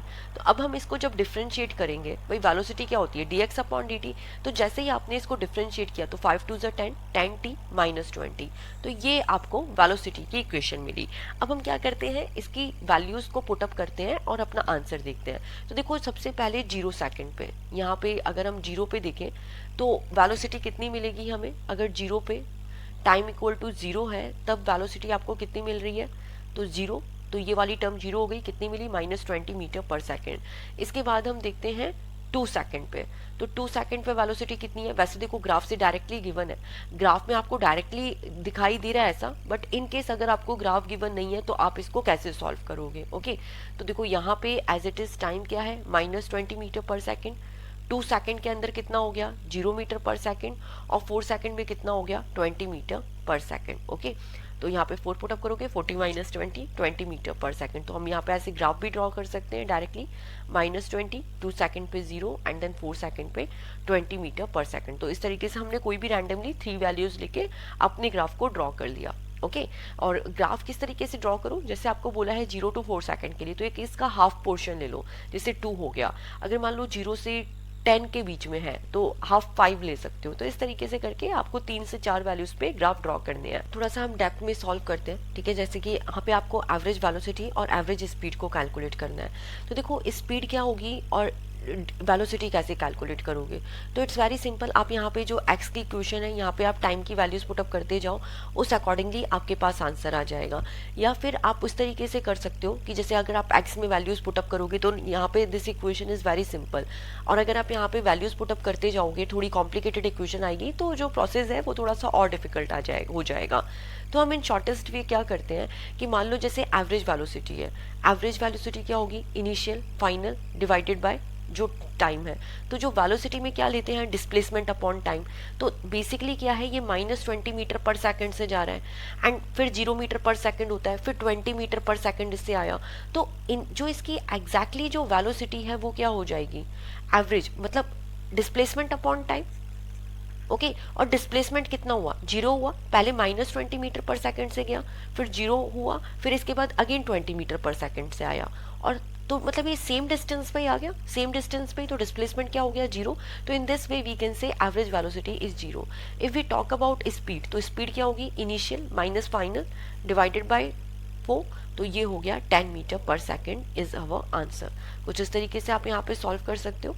तो देखो यहाँ पे टोटल टाइम कितना लगा है, 4 सेकेंड का टाइम लगा है। ओके, तो ये हो गया, मान लो फाइनल इनिशियल माइनस फाइनल, तो ये हो गया डिवाइडेड बाय टाइम कितना है, 4 सेकेंड का है, तो -40/4, तो ये हो गया यहाँ पे 10 मीटर पर सेकेंड। ठीक है। तो यहाँ पे स्पीड कितनी मिली हमें 10 मीटर पर सेकंड। तो इस तरीके से आपका जो स्पीड है वो कितना हो गया 10 मीटर पर सेकंड, बट जो एवरेज वेलोसिटी है वो क्या हो गई 0 हो गई। ओके, अब हम आते हैं नेक्स्ट क्वेश्चन पे। A body moves along a straight line with the acceleration. तो अब हमें यहाँ पे एक्सेलरेशन गिवन है 3 metre per second square and time given है 2 सेकंड। तो एक बॉडी का एक्सेलरेशन है 3 मीटर पर सेकंड स्क्वायर, कितने सेकंड के लिए 2 सेकंड के लिए। एंड इसके बाद इसने बोला है कि इसका एक्सेलरेशन चेंज हो रहा है। अब इसका एक्सेलरेशन कितना हो रहा है 4 metre per second square and किस टाइम के लिए 3 सेकंड के लिए। तो आपको क्या कैलकुलेट करना है एवरेज एक्सेलरेशन कैलकुलेट करना है। तो देखो वैसे भी आप इस तरीके से भी कैलकुलेट कर सकते हो कि अब पूरा एवरेज का फॉर्मूला निकालो, average velocity and average time, ठीक है। तो वहां से भी कैलकुलेट कर सकते हो, बट थोड़ा सा लंबा होगा। तो इसका एक देखो शॉर्ट फॉर्मूला होता है एवरेज एक्सेलरेशन का a1t1 plus a2t2 upon t1 plus t2। Okay, तो अगर आप इसको पूरा लॉन्ग प्रोसेस से करोगे, डेरिवेशन से करोगे तो भी यही होगा, ठीक है। तो आप इससे बेटर है कि फॉर्मूला याद कर लो, तो ये आपको थोड़ा बहुत सिंपल वे में पड़ेगा कैलकुलेट करने के लिए। तो एवरेज एक्सेलरेशन का फॉर्मूला क्या हुआ a1t1 plus a2t2 upon t1 plus t2। तो एवरेज इज a1 कितना है 3, t1 कितना है 2 प्लस a2t2। तो a2 कितना है 4, t2 कितना है 3 upon t1 plus t2 2 plus 3। तो हम आप इसे सॉल्व करोगे क्या मिलेगा 3 2 6, 4 3 12, 3 2 5 एंड आप जैसे ही इसे सॉल्व करोगे you will get 3.6 metre per second square is your answer. The next question is a ball is dropped from a high tower. Okay, देखो the first thing is this question is very very important. Okay, ये इस type के questions बहुत बार बार repeat होते हैं, but मैं आपको इसको एक बहुत सिंपल कंसेप्ट से बताऊंगी ताकि आपका कोई भी कॉम्प्लिकेटेड न्यूमेरिकल हो वो भी सॉल्व हो जाए। ओके, तो देखो हम यहाँ पे बॉल को क्या कर रहे हैं, कोई हाई टॉवर है, ठीक है, वहां से नीचे गिराया। अब उस तरीके से नीचे कराया कि जहां डिस्टेंस उसने लास्ट डिस्टेंस में कवर किया है, such that the distance cover by in last second of the motion is same as the distance covered by during first 3 second. Okay, find the time taken by ball to reach ground the height of the tower. Simple सी इसने ये चीज बोली है, कोई ball है उसे हमने ऊपर से नीचे गिराया है। ओके, और इस केस में आपको क्या कैलकुलेट करना है कि ये बॉल को ऊपर से लेके नीचे आने तक कितना टाइम लगा है, उस बॉल को ऊपर से लेके नीचे आने तक कितना टाइम लगा है, ये इसने बताया है। अब यहाँ पे हमारे पास कुछ ज्यादा डेटा नहीं है, एक तो हमें बस केवल जी गिवन है कि आपको जी है 10 metre per second square consider करना है, और जो सेकंड केस इसने केवल इतना गिवन है कि जो इसको फर्स्ट 3 सेकंड में टाइम लगता है, जो इसको फर्स्ट 3 सेकंड में टाइम लगता है। Okay, distance cover by in last second of the motion, वही टाइम इसको लास्ट सेकंड में लगता है। ओके, तो टोटल 3 सेकंड का टाइम और इसके लास्ट सेकंड का टाइम क्या है, सेम है। तो टोटल टाइम कितना हुआ, ओके, ये इसने बोला है कि टोटल 3 सेकंड का टाइम लास्ट सेकंड का टाइम बिल्कुल इक्वल है। तो इसने जो टोटल टाइम है वो कितना लगा। Okay, find the time taken by ball to reach the ground, और इसके बाद आपको टाइम के साथ साथ टोटल डिस्टेंस भी कैलकुलेट करनी है, टाइम भी कैलकुलेट करना है टोटल और डिस्टेंस भी कैलकुलेट करना है। तो देखो दिस काइंड ऑफ क्वेश्चन आपको केवल एक कंसेप्ट याद रखना है कि सबसे पहले हम क्या करते हैं, एस को कैलकुलेट करने हैं। तो एस का फॉर्मूला हमें कौन सा यूज करना है, UT plus half eighty square. हम यहाँ पे हाइट लेके चल रहे हैं, तो एस को हमने किससे डिनोट कर दिया, एच से। तो फर्स्ट केस के अंदर अगर देखा जाए कि वो 3 सेकंड में कितना कवर कर रहा है, तो सबसे पहले हम इसकी इक्वेशन लिखते हैं। तो क्या हुआ 0 plus half G T square. तो इसको I can write half G is equal to 10 हो गया, और ये जो टाइम की वैल्यू पुटअप कर दी 3। तो ये तो सिंपल सा था कि जो इसने बताया कि जो 3 सेकंड का टाइम है उसके लिए कितना डिस्टेंस हुआ। या बहुत इजीली तरीके से कैलकुलेट कर सकते हो कि 3 सेकंड में कितना टाइम कैलकुलेट किया, वो इजी वे में सॉल्व हो गया। बट द प्रॉब्लम इज कि अब हम लास्ट सेकंड का टाइम कैसे कैलकुलेट करें, तो उसके लिए आपको आनी चाहिए इक्वेशन। इक्वेशन कैसे आएगी, तो देखिए यहाँ पे S equal to U T plus half J T square है। अब देखो कोई भी चीज अगर हमने ऊपर से नीचे फेंकी तो इनिशियल वेलोसिटी तो 0 हो जाएगी। देखो we are using this formula H equal to U T plus half G T square. कोई भी चीज ऊपर से नीचे फेंकते हैं तो यू तो 0 हो जाता है, जी की वैल्यू 10 ली, टाइम कितना है 3 सेकंड है, तो ये हो गया 3 स्क्वायर। तो बेसिकली इसने 3 सेकंड में कितना डिस्टेंस कवर किया, तो नाउ यू कैन से 3 3 ज़ा 9 और 9 इंटू 10 90 बाई 2। तो नाउ यू कैन सी कि इसने 3 सेकंड में 45 मीटर कवर कर दिया है। अब आते हैं लास्ट सेकंड के अंदर। तो देखो लास्ट सेकंड के अंदर हम इक्वेशन लेते हैं कि कोई भी nth सेकंड के लिए कैलकुलेट करना होता है ना, nth सेकंड के लिए, तो यहाँ पे फॉर्मूला बन जाता है टी स्क्वायर की जगह 2t माइनस 1। तो ये हो गया g बाई 2 2t-1।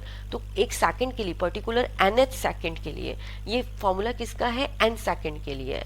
तो n सेकंड के लिए फॉर्मूला क्या मिला, g/2 ब्रैकेट में 2t-1, तो ये हो गया 0 प्लस हाफ, और ये है एक ब्रैकेट में 2t-1। तो अब हमारे पास टाइम की वैल्यू तो है नहीं, तो देखो हम क्या करते हैं, आगे इसको कैलकुलेट करते हैं। तो now we can compare this, तो या तो आप देखो पूरे को 45 मीटर रखते।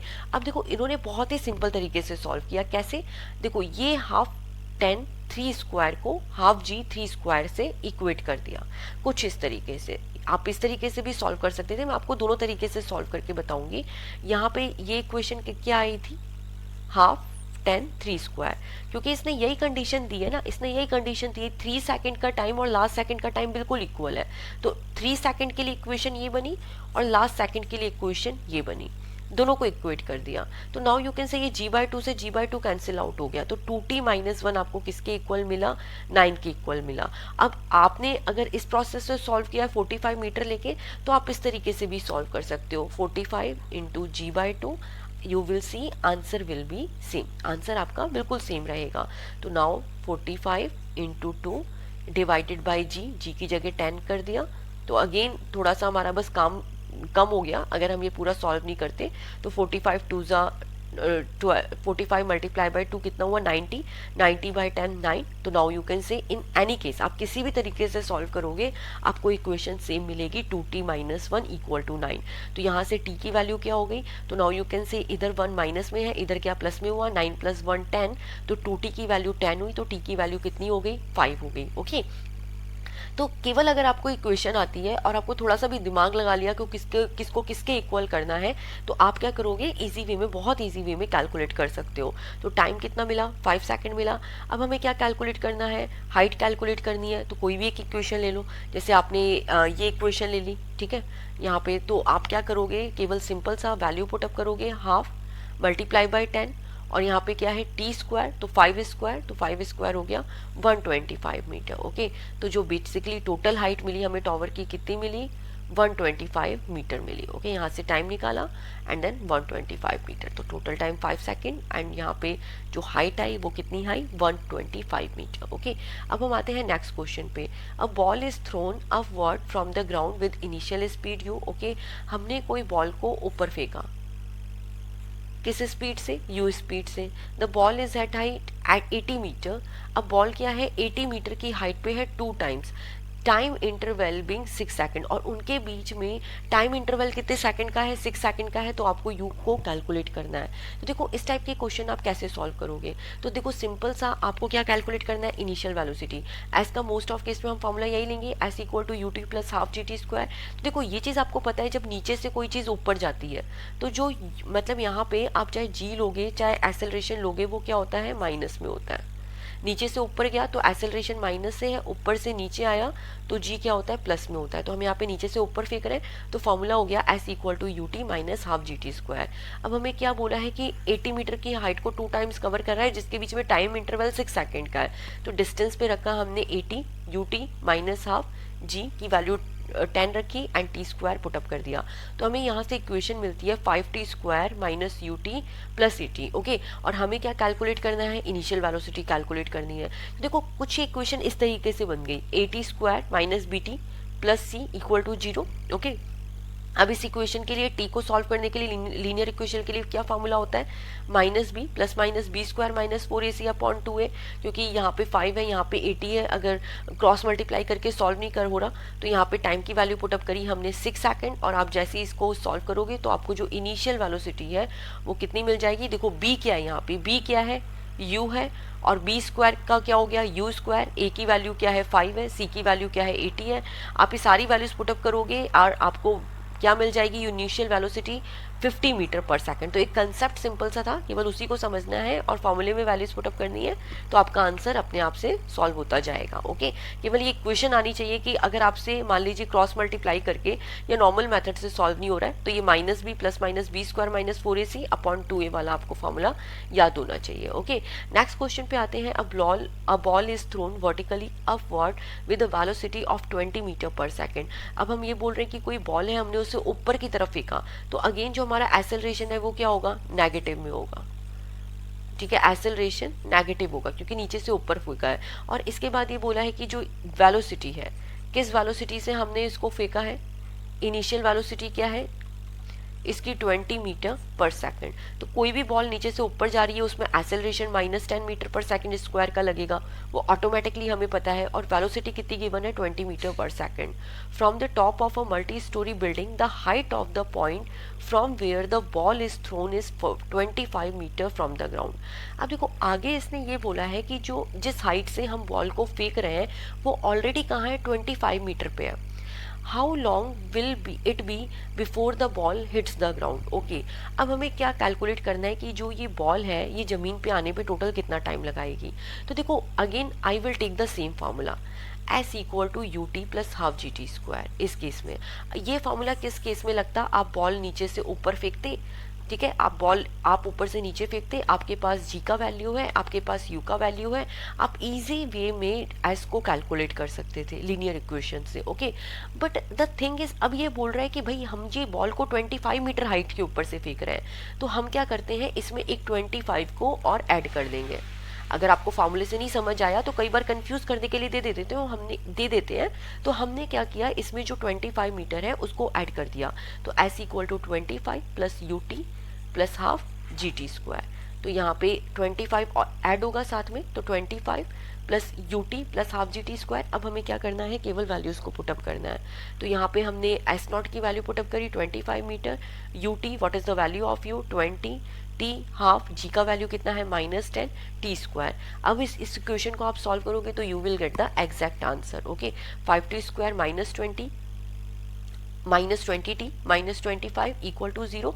अब देखो यहाँ पे अगर आप इसको और सिंप्लीफाई करोगे तो 5 कॉमन हो जाएगा, तो ये कितना हो गया, टी स्क्वायर -4t, 5 4 ज़ा 20 एंड 5 5 ज़ा 25 इक्वल टू 0। अब क्या हो गई, क्वाड्रेटिक इक्वेशन है, कैसे सॉल्व करते हैं, आपको किस तरीके से मल्टीप्लाई करना है, 5 आना चाहिए, तो t -5t, पहले माइनस का साइन आएगा। अब ऑफकोर्स आपने सॉल्व किए हुए इस टाइप के क्वेश्चन, -5 इक्वल टू 0, तो t -5 प्लस 1 कॉमन लिया, t -5, तो माइनस नहीं हो सकता तो plus sign will be there, तो t equal to 5 second, that will be our answer, that means C option is right. Okay, next question पे आते हैं। A particle is moving with a velocity of v equal to 3 plus 60 plus 9t square centimetre per second. The displacement of the particle in the interval 5 to 8 second. तो देखो सबसे पहले हमें यहाँ पे क्या गिवन है, वेलोसिटी गिवन है, हमें कैलकुलेट क्या करना है, डिस्प्लेसमेंट कैलकुलेट करना है। तो डिस्प्लेसमेंट देखो वेलोसिटी क्या होती है, dx अपॉन dt, तो एग्जैक्टली हमें क्या गिवन है, dx अपॉन dt गिवन है, और हमें चाहिए क्या, डिस्प्लेसमेंट, तो x चाहिए। तो हम क्या करेंगे, दोनों साइड इंटीग्रेट करेंगे, तो यहाँ पे रह जाएगा x और इधर आ जाएगा इंटीग्रेशन। ओके, 5 to 8 सेकेंड के लिए सॉल्व करना है, तो 3 प्लस 60 प्लस 9t स्क्वायर। अब हम क्या करते हैं, इंटीग्रेशन करते हैं, तो 3 का इंटीग्रेशन क्या होगा, 3t, 60 का इंटीग्रेशन क्या होगा, देखो सिंपल सा फॉर्मूला है, जो n का इंटीग्रेशन करते हो आप n टू पावर का, मान लीजिए कोई भी पावर n है, जैसे मान लीजिए 6n, तो 6n का इंटीग्रेशन क्या होगा, n का, केवल अगर n का ही लेते हो तो n प्लस 1, ठीक है, पावर में, मतलब पावर में, अगर x टू पावर n का इंटीग्रेशन करोगे तो x n plus 1 upon n plus 1। तो इस तरीके से हम इंटीग्रेशन को सॉल्व करते हैं। ओके, तो यहाँ पे किसके रेस्पेक्ट में हम इंटीग्रेशन कर रहे हैं, टाइम के रेस्पेक्ट में कर रहे हैं, ठीक है। तो ये 3 का इंटीग्रेशन क्या हुआ, 3t, 60 का इंटीग्रेशन क्या हो गया, n की वैल्यू क्या है, 1 है, तो n plus 1, 60 square upon n plus 1, तो 2। इन द सेम वे 90 स्क्वायर का इंटीग्रेशन करोगे तो क्या होगा, 9 t cube upon 3। Okay, X N plus 1 upon n plus 1, तो ये हो गया 3t, यहाँ से कैंसिल आउट हुआ 3 स्क्वायर, 3 3 ज़ा 9, तो 3t स्क्वायर। हमें किस सेकंड के लिए सॉल्व करना है, 5 to 8 सेकंड के लिए। तो सबसे पहले हम t की वैल्यू हर जगह क्या पुटअप करेंगे, 8 सेकंड पुटअप करेंगे, इसके बाद क्या पुटअप करेंगे, माइनस का साइन लगाएंगे और 5 सेकंड पुटअप करेंगे, कुछ इस तरीके से। तो इसके बाद क्या होगा, केवल थोड़ा सा लेंदी है बट कैलकुलेशन पार्ट ही है, otherwise equation will be very easy, कुछ इस तरीके से। तो सबसे पहले हम वैल्यू रखते हैं 8, तो 3 multiply by 8 plus 3 8 square plus 3 8 to power cube. अब हम करेंगे इसमें से माइनस, किसका, 5 की वैल्यू रख के, 3 मल्टीप्लाई बाई 5 3, 5 का स्क्वायर प्लस 3 5 क्यूब। अब जो चीज़ कॉमन आ रही है आप उसको कॉमन ले सकते हो एंड देन इसके बाद सिंप्लीफाई करके सॉल्व करोगे तो you will gate 1287 centimetre. The next question is the motion of a particle along a straight line is described by the function x equal to 2t minus 3 whole square where x is in meter and t is in second. The acceleration at t equal to 2 second. देखो आपको यहाँ पे x given है 2t minus three whole square. आपको क्या करना है, velocity and acceleration को कैलकुलेट करना है। हमें एसेलरेशन कैलकुलेट करना है तो पहले वेलोसिटी कैलकुलेट करेंगे फिर एसेलरेशन कैलकुलेट करेंगे। वेलोसिटी क्या हो जाएगी dx अपॉन dt और यहाँ पे dx की वैल्यू क्या है 2t minus three whole square. देखो जब भी कोई पावर में होता है, मान लीजिए x है equal to A to power N है, तो आपका इसका डिफ्रेंशिएशन कैसे करोगे, इसका डिफ्रेंशिएशन होगा 2na। तो यहाँ पे 2 इंटू एन, तो एन क्या है 2 है तो 2 2 ज़ा 4 और ए की वैल्यू क्या है यहाँ पे 2t माइनस थ्री। तो हमें वेलोसिटी कितना मिला 2t माइनस थ्री। इसी को आगे सॉल्व करते हैं तो क्या हुआ 4t 4 2 ज़ा 8t माइनस 4 3 ज़ा 12। तो ये आ गई हमारी वेलोसिटी। एसेलरेशन क्या होगा वेलोसिटी अपॉन टाइम। तो यहाँ पे 8t का जो डिफरेंशिएशन है 8 होगा और 12 का डिफरेंशिएशन क्या होगा 0 हो जाएगा। कैसे x टू पावर n, तो यहाँ पे क्या होता है N X N minus one. तो यहाँ पे as you can see t की पावर क्या है 1 है, तो यहाँ पे 1 माइनस 1 0 हो जाएगा, तो हमें 8 मिला और 12 का क्या मिल जाएगा 0 मिल जाएगा। तो एसेलरेशन क्या आया 8 metre per second square. That means D option is right. The next question is two parallel rail tracks run north south. Okay, two parallel rail tracks हैं जो north south में run कर रहे हैं। तो सबसे पहले हम फिगर बनाते हैं east west and that is the north and that is the south. Okay, तो ट्रेन ए है वो किस साइड में मूव कर रही है, किस तरीके से मूव कर रही है north with the speed of 50 kilometre per hour. तो जो ट्रेन ए है वो 54 किलोमीटर पर आवर की स्पीड से रन कर रही है नॉर्थ डायरेक्शन में, और जो ट्रेन बी है वो 90 किलोमीटर पर आवर की स्पीड से रन कर रही है साउथ डायरेक्शन में। तो रिलेटिव वेलोसिटी क्या होगी, रिलेटिव वेलोसिटी होगी V A minus V B. Okay, V B minus V A. Okay, larger में से स्मॉलर वन माइनस कर दो। तो अगर हम यहाँ पे फर्स्ट वन का देखें तो that is the 54 kilometre per our. Okay, and the second one का देखें तो ये क्या है माइनस 90 किलोमीटर पर आवर, क्योंकि देखो ये कहाँ जा रही है साउथ में जा रही है। तो ये क्या हो गया नेगेटिव हो गया। ठीक है, नेगेटिव एक्सेस में किया गया है। आप इस किलोमीटर पर आवर को आप किस में चेंज करोगे मीटर पर सेकंड में, क्योंकि हमारा आंसर किस फॉर्म में आ रहा है मीटर पर सेकंड की फॉर्म में आ रहा है। तो कैसे चेंज करेंगे 5/18 का मल्टीप्लाई करके। तो 54 5/18 का मल्टीप्लाई किया, 18 3 ज़ा 54, तो ये हो गया 50 metre per second V A is, and V B is 90 kilometre per hour. Again 5/18 का मल्टीप्लाई किया तो ये 5 से कैंसिल आउट हुआ 20 मीटर पर सेकेंड। और वी बी है किस में आया माइनस में आया। वी बी ये कितना हो गया, हमें कैलकुलेट कैसे करना है velocity of B with respect to A. Okay, यहाँ पे हमें कैलकुलेट करना है B with respect to A. तो कैसे लिखेंगे V B A equal to V B minus B A. अगर ऐसा होता है relative velocity of A with respect to B तो हम लेते A B V A minus V B, but हमें क्या कैलकुलेट करना है B with respect to A. तो हमने क्या किया V B minus B A. V B की वैल्यू क्या है -25, वी ए की वैल्यू क्या है 15, वैल्यूज पुटअप करी हमें आंसर क्या मिला -40 metre per second. Okay, next question solve करते हैं। On displacement time graph two straight line make angle 60 and 30 degree with time axis the ratio of velocity. तो देखो रेशियो ऑफ वेलोसिटीज किस तरीके से निकालते हैं 10 के रेशियो से। ओके, तो यहाँ पे फर्स्ट जो बन रहा है V1 60 डिग्री का एंड द सेकंड 30 डिग्री का। तो 1060/1030, 1060 इज √3 एंड 1030 इज 1/√3। आप अगर देखोगे तो √3 ऊपर गया, √3 मल्टीप्लाई बाय √3 कितना मिला 3, तो 3/1 is our right answer. Next question, the graph below the represent the motion of a car, the displacement of the car in 20 second. Okay, देखो कैसे कैलकुलेट करेंगे ओवरऑल डिस्प्लेसमेंट, हम इसको पूरे एरिया में डिवाइड करेंगे। तो that one is first area, that is second, that is third, that is fourth and that one is fifth. Okay, तो फर्स्ट वाले के लिए सॉल्व करते हैं। तो देखो ये क्या है एक ट्राइंगल है, तो ट्राइंगल का फॉर्मूला क्या होता है हाफ, ट्राइंगल के एरिया का हाफ बेस इनटू हाइट। तो हाफ बेस कितना है, कितना कवर किया है बेस में 4 एंड हाइट कितनी है 10। ओके, तो इसको सॉल्व करोगे 2 2 ज़ा 4, 10 2 ज़ा 20। अब सेकंड केस में सॉल्व करते हैं। तो this is the rectangle, rectangle के एरिया का फॉर्मूला क्या होता है लेंथ इनटू ब्रेथ। तो ये हो गया 8 इंटू 4 से लेके 12 तक, तो 12 माइनस 4, ये 4 से लेके 12 तक जा रहा है, 12 माइनस 4 8, हाइट कितनी है 10, इसके बाद आते हैं थर्ड ट्राइंगल पे। तो थर्ड ये यहाँ पे ट्राइंगल ही है, ये कितना कवर कर रहा है? तो देखो यहाँ पे लिखा नहीं है, तो ये क्या है 12 to 16 है, तो हम इसके बीच में ले लेते हैं 14। ओके, तो इसने कितना डिस्टेंस कवर किया 12 to 14 तक 2 मीटर का, और हाइट कितनी है 10, तो हाफ 10 इंटू 2। आगे चलते हैं नेक्स्ट वाले में। अभी अपोजिट डायरेक्शन में चला गया तो साइन किसका आया? माइनस का आया। तो ट्राइंगल के एरिया का फॉर्मूला क्या होता है? Half base into height. तो हाफ बेस कितना है 14 to 16 2, एंड हाइट कितनी है 10। ये हो गया। द नेक्स्ट वन जो है रेक्टेंगल है, तो 16 to 20, तो यहाँ पे जो बेस हो गया 4 एंड हाइट है 10, तो -4 इंटू 10। फिर आप सबको ऐड कर दोगे, then you will get the answer. केवल सिंपल सा कंसेप्ट है कि मान लीजिए यहाँ पे क्या दिया है, वेलोसिटी और टाइम का ग्राफ दिया है, टाइम और वेलोसिटी का। तो अगर आपको इस ग्राफ से डिस्टेंस कैलकुलेट करना है तो एस क्या होता है? v into T. तो हम जो ये डिस्टेंस है कैसे कैलकुलेट करते हैं? ये एरिया से, ये वाला जो इसका एरिया होता है, इससे हम क्या कैलकुलेट कर लेते हैं? Distance. In the same way अगर ये एक्सेलरेशन और टाइम का ग्राफ होता तो यहाँ पे हम वेलोसिटी कैलकुलेट कर लेते हैं, ठीक है? ये एरिया हो जाता है, एक्सेलरेशन टाइम ग्राफ का जो एरिया होता है वो क्या हो जाता? वेलोसिटी हो जाता। ओके, अब हम आते हैं नेक्स्ट क्वेश्चन पे। 2 balls are drop to ground from a different height. 2 ball है, हम क्या कर रहे हैं? उसको डिफरेंट डिफरेंट हाइट से गिरा रहे हैं। 1 ball is drop 2 second after the other, but the first ball hit the ground in 5 second. अब देखो एक सिंपल सा कंसेप्ट है कि भाई अगर एक बॉल 5 सेकंड में नीचे गिर रही है, और इसने ये बोला है कि जो एक बॉल है वो दूसरी बॉल के में 2 सेकंड का गैप आ रहा है।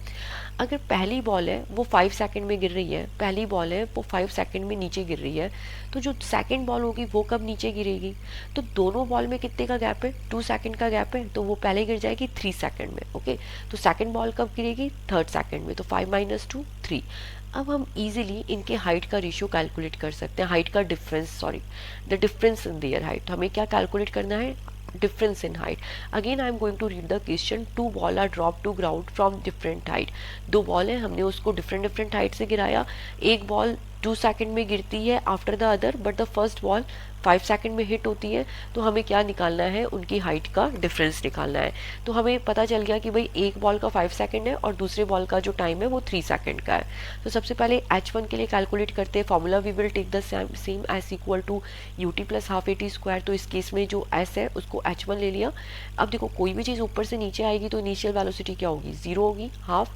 एक्सेलरेशन विल बी 10, ये g होगा, तो g की वैल्यू रखी 10, टाइम की वैल्यू रखी 5 स्क्वायर, एंड सेकंड केस में हमने टाइम की वैल्यू रखी 3 स्क्वायर। तो otherwise all things are same. And इसके बाद दोनों को डिफ्रेंशिएट कर देंगे। तो यहाँ से आप कैसे भी पूरा सॉल्व करके डिफ्रेंशिएट करो। 2 5 ज़ा 10, 5 5 ज़ा 25, 25 5 ज़ा 5 125, एंड 2 5 ज़ा 10, 3 3 ज़ा 9, तो 9 5 ज़ा 45। तो ये 125 माइनस 45 कितना हुआ? 80 metre. That means C option is right. Okay, the next question is acceleration due to gravity on moon is 1.6 meter per second, an inflated balloon is released on the moon, it will, okay, देखो the question is कि acceleration due to gravity on moon is 1.6 meter per second, इसकी value आपको याद भी होनी चाहिए। तो जो मून पे acceleration कितना लग रहा है, ये मून है, मून पे एक्सेलरेशन लगेगा 1.6 metre per second. And inflated moon in release on moon, जब भी हमने ये बैलून को रिलीज कर दिया तो इसका क्या होगा? देखो the one thing is very simple कि अगर कोई भी मून है, मतलब आप अपने प्लैनेट से दूर हो, तो उस पर कोई अपवर्ड डायरेक्शन में फोर्स नहीं लगता है, कोई नॉर्मल फोर्स नहीं लगता है। हम बोलते हैं ना बॉडी के हेड पे नॉर्मल फोर्स लगता है, बट वो दूसरे प्लैनेट पे तो पॉसिबल है नहीं। मतलब एक इस पे एक्सेलरेशन लगेगा 1.6 मीटर पर सेकंड स्क्वायर का, एक्सेलरेशन लगेगा 1.6 मीटर पर सेकंड स्क्वायर का, जो उसको कहाँ खींचेगा? नीचे की तरफ खींचेगा, सेंटर की, मतलब कहाँ पे? मून पे कौन लगा रहा है? अर्थ लगा रहा है, तो ये कहाँ आएगा? 1.6 मीटर पर सेकंड स्क्वायर से नीचे की तरफ आएगा। तो that means A option will be right. Okay, अब हम आते हैं अपने लास्ट टॉपिक पे, प्रोजेक्टाइल मोशन पे। It is the last topic but not least, because of अगर हम इस पूरे चैप्टर के हीरो टॉपिक की बात करें तो that is the projectile motion, because of our chapter name is motion in a plane. Okay, तो मोशन इन अ प्लेन के अंदर हम motion in a straight line का भी स्टडी करते हैं और प्रोजेक्टाइल मोशन का भी स्टडी करते हैं। जो exactly motion in a plane है ना, उसका जो मेन पार्ट है that is the projectile motion. तो दिस चैप्टर का hero topic is projectile motion. तो ऑफकोर्स इस टॉपिक को हमें बहुत अच्छे से करना है। तो सबसे पहले इसका बेसिक कंसेप्ट देखते हैं। देखो कोई भी ऑब्जेक्ट इस तरीके से, मान लीजिए आपने कोई फुटबॉल है, फुटबॉल को इस तरीके से किक किया एंड देन फुटबॉल क्या होगा, इस तरीके से फ्लाइट मोड में मूव करेगा। तो जो ये मूवमेंट होता है ना इस तरीके से कि जैसे कोई चीज़ ऊपर की तरफ जाती है तो वो एग्जैक्टली स्ट्रेट पाथ में नहीं जाके कुछ एंगल के साथ एक हाइट तक ऊपर जाती है एंड उसी तरीके से एंगल से नीचे आती है। तो इस मोशन को हम बोलते हैं projectile motion. In very simple, an object become airborne. What is the airborne? ये जो उसका डायरेक्शन पाथ है इसी को हमने बोला है एयरबॉर्न, हवा में है। व्हेन इट थ्रोन और प्रोजेक्टेड कॉल्ड प्रोजेक्टाइल मोशन। जब आप इसको एंगल के थ्रू प्रोजेक्ट करते हो तो that called is projectile motion, जिसका एग्जाम्पल हमने क्या लिया है, फुटबॉल लिया है। अब देखो यहाँ पे दो चीज़ें बहुत इंपॉर्टेंट है, क्योंकि प्रोजेक्टाइल मोशन है, मैं थ्योरी में बहुत ज़्यादा डेप्थ में नहीं जाऊँगी, जिस तरीके से न्यूमेरिकल आते हैं केवल इसी पे जाएंगे। तो two distance are very very important. Okay, the one is this distance, total distance, ये हो गई हॉरिजॉन्टल डायरेक्शन में कि आपने हॉरिजॉन्टल डायरेक्शन में कितना ट्रैवल किया है, and the second one is in the vertical direction, आपने वर्टिकल डायरेक्शन में कितना ट्रैवल किया है। तो वर्टिकल डायरेक्शन में जब आप कैलकुलेट करते हो तो ये बॉल किस मैक्सिमम हाइट तक गई, ओके, एंड हॉरिजॉन्टल डायरेक्शन में इसने कितना डिस्टेंस ट्रैवल किया। तो as you know this is the x axis, this is the y axis. अब आपको याद रखना है कि देखो जब बॉल हॉरिजॉन्टल डायरेक्शन में जाएगी तो इस पर कोई एक्सेलरेशन तो लगेगा नहीं, जीरो एक्सेलरेशन है। जब कोई चीज़ नीचे से ऊपर जाती है तब उस पर एक्सेलरेशन लगता है। तो जब ये चीज़ नीचे से ऊपर जाएगी तभी हम यहाँ पे बोलेंगे कि जी लग रहा है। Basically we will get the g only in the vertical path. Horizontal path में हमें एक्सेलरेशन कितना मिलेगा, जीरो मिलेगा। Okay, then the horizontal path we will get the zero acceleration and vertical path हमें क्या मिलता है, जी मिलता है। तो that is the very important fundamental of projectile motion. तो देखिए यहाँ पे एक एग्जांपल लिया है प्रोजेक्टाइल मोशन का एक्स के अंदर, वाई के अंदर। अब बेसिकली कौन कौन से फॉर्मूलाज इंपॉर्टेंट है और किस तरीके के न्यूमेरिकल आते हैं। The first type of numerical आपसे पूछा जाता है कि मैक्सिमम रेंज कितना कवर किया, ठीक है, मैक्सिमम डिस्टेंस कितना कवर किया। तो मैक्सिमम डिस्टेंस क्या हो गया, हॉरिजॉन्टल रेंज। तो आपको यहाँ पे क्या कैलकुलेट करना है, मैक्सिमम हॉरिजॉन्टल रेंज को कैलकुलेट करना है। In the same way next type of numerical आता है कि मैक्सिमम हाइट कितनी कवर करी। आपने जो मान लीजिए कि एग्जांपल लेते फुटबॉल का, आपने फुटबॉल फेंकी तो उसने मैक्सिमम हाइट कितनी कवर करी। तो एज यू कैन से जो हॉरिजॉन्टल रेंज है वो कहां पर है, एक्स एक्सिस पे है, एंड द सेकंड जो मैक्सिमम हाइट है वो क्या है, वाई एक्सिस पे है। इसके बाद एक आता है time of flight. Time of flight का मतलब क्या है कि ये कितने टाइम तक ये जो आपका ऑब्जेक्ट है, जैसे हमने बॉल का एग्जांपल लिया, वो कितने टाइम तक हवा में है। ओके, तो that is the time of flight कि कोई भी बॉडी है वो कितने टाइम तक एयर में है। तो यहां से हम लोग क्या कर सकते हैं, टाइम कैलकुलेट कर सकते हैं। अच्छा, the next type of question के जो मैक्सिमम वेलोसिटी है वो कहां पर होगी। Okay, in the same way एक टाइप का क्वेश्चन ये आता है कि जो ये पीक पॉइंट है, जैसे ये यहाँ पे पीक पॉइंट है, तो पीक पॉइंट पे वेलोसिटी क्या होगी। जो ये पीक पॉइंट है, ठीक है, मैक्सिमम हाइट है, उस पे वेलोसिटी क्या होगी। तो ये कुछ टाइप के न्यूमेरिकल्स हैं जो आते हैं। हम वन बाय वन एक एक फॉर्मूला समझते हैं एंड इस बेसिस पे न्यूमेरिकल करेंगे। ओके, तो देखिए यहाँ पे सबसे पहले हम वेलोसिटी का फॉर्मूला लिखते हैं। तो वेलोसिटी क्या होता है, u प्लस at। बट अगर आप यहाँ पे ध्यान से देखें तो मान लीजिए कोई बॉल है, उसको हमने इस एंगल से फेंका है। तो आपको ये पता है 11th एंड 12th क्लास में, आपने 11th क्लास में स्केलर वेक्टर वाले चैप्टर में ये अच्छे से पढ़ा है कि मान लीजिए कोऑर्डिनेट सिस्टम है, तो ये बेस के साथ कितना एंगल बनाएगा, cos थीटा एंगल बनाएगा, horizontally cos theta and vertically sin theta angle बनाएगा। तो ये बॉल मैंने यहां से फेंकी, एक एग्जांपल लिया। तो वेलोसिटी का फॉर्मूला क्या है, u प्लस at। ओके, तो देखिए हॉरिजॉन्टल के अंदर ये चीज आपको अच्छे से ध्यान रखनी है। As I already told you कि हॉरिजॉन्टल के अंदर जो एक्सेलरेशन होता है वो क्या होता है, जीरो होता है। जब भी आप हॉरिजॉन्टल एक्सेलरेशन देखोगे, अगर आपकी कोई बॉडी इस तरीके से चल रही है तो उसमें क्या कोई ग्रेविटेशनल एक्सेलरेशन लगेगा क्या। I am talking about gravitational acceleration. यहाँ पे फॉर्मूला होना चाहिए v equal to u plus gt। तो यहाँ पे कोई एक्सेलरेशन नहीं लगेगा, ठीक है, क्योंकि हॉरिजॉन्टली चल रहा है। कोई चीज नीचे से ऊपर फेंकेंगे तब उस पर ग्रेविटेशनल एक्सेलरेशन लगेगा। तो हमारा फॉर्मूला क्या हो गया, यहाँ पे g जीरो हो गया, तो हमें x डायरेक्शन में वेलोसिटी क्या मिली, u cos थीटा। ठीक है, अब इसी तरीके से अगर हम s का फॉर्मूला देखें, ठीक है, डिस्टेंस का फॉर्मूला देखें, तो क्या होगा, ut plus half AT square, यही फॉर्मूला होता है डिस्टेंस का। बट अगेन यहाँ पे a की जगह हम g लेंगे और g क्या हो गया, x डायरेक्शन के अंदर 0 हो गया, तो आपको x क्या मिला, u cos थीटा t। तो बेसिकली मैंने देखो इसमें किया क्या है, यहाँ पे u की जगह लिखा है, u को रिप्लेस किया है u cos थीटा से। ये वाला जो u है that is the ux x direction में, और ये x डायरेक्शन में देखो ये बिल्कुल स्ट्रेट नहीं है, किसी एंगल के साथ फेंका है। तो एंगल के साथ फेंका है तो ये बेस के साथ कितना एंगल बनाएगा, u cos theta, because we are doing calculation on the horizontal side, केवल हॉरिजॉन्टल पाथ में हम कैलकुलेशन कर रहे हैं, तो इसलिए हमने यहाँ पे ग्रेविटेशनल एक्सेलरेशन को कंसीडर नहीं किया है। अब इसके बाद हम क्या करते हैं, वाई एक्सिस में वेलोसिटी को कैलकुलेट करते हैं। तो देखो कोई भी चीज जब हम वाई एक्सेस में वेलोसिटी को कैलकुलेट करेंगे तो नीचे से ऊपर फेंक रहे हैं, तो यहाँ पे फॉर्मूला हो गया u minus g T. Okay, but हमने कोई चीज को क्या किया है, ऊपर फेंका है।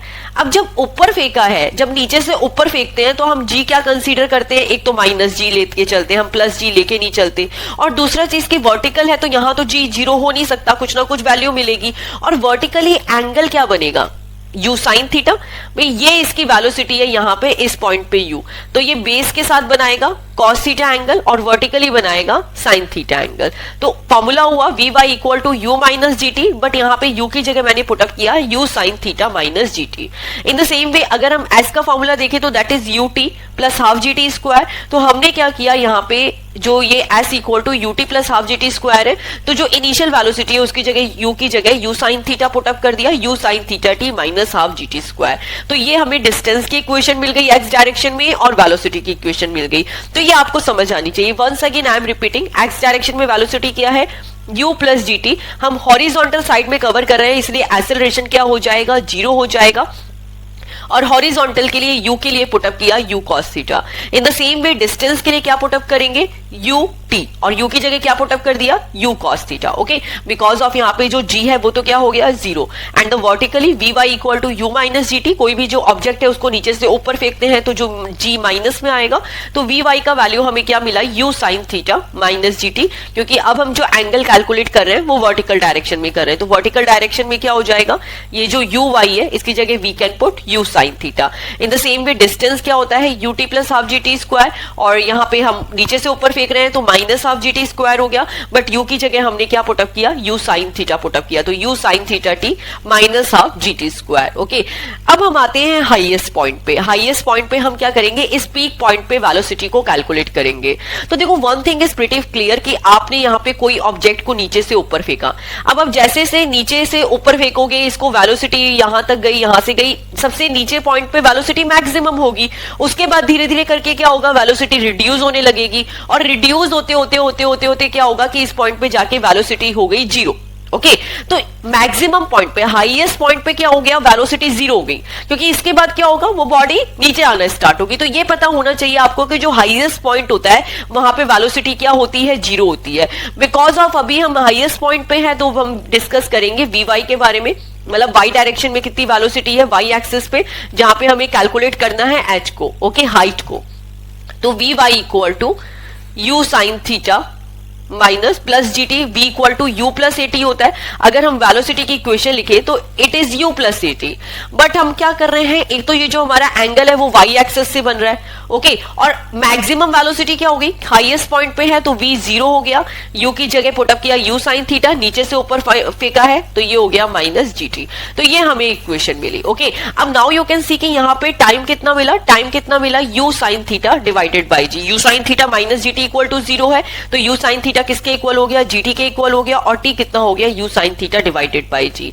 तो that is the time, that is the time कि जो इसको मैक्सिमम पॉइंट पे मिला है। अब मैंने आप लोगों को पूछा कि इसको, ये जो टाइम हमने कैलकुलेट किया वो किसके लिए कैलकुलेट किया, जब भी कोई बॉडी वो नीचे से, यहां से जीरो से अपने पीक पॉइंट तक पहुंची, अपने हाईएस्ट पॉइंट तक पहुंची।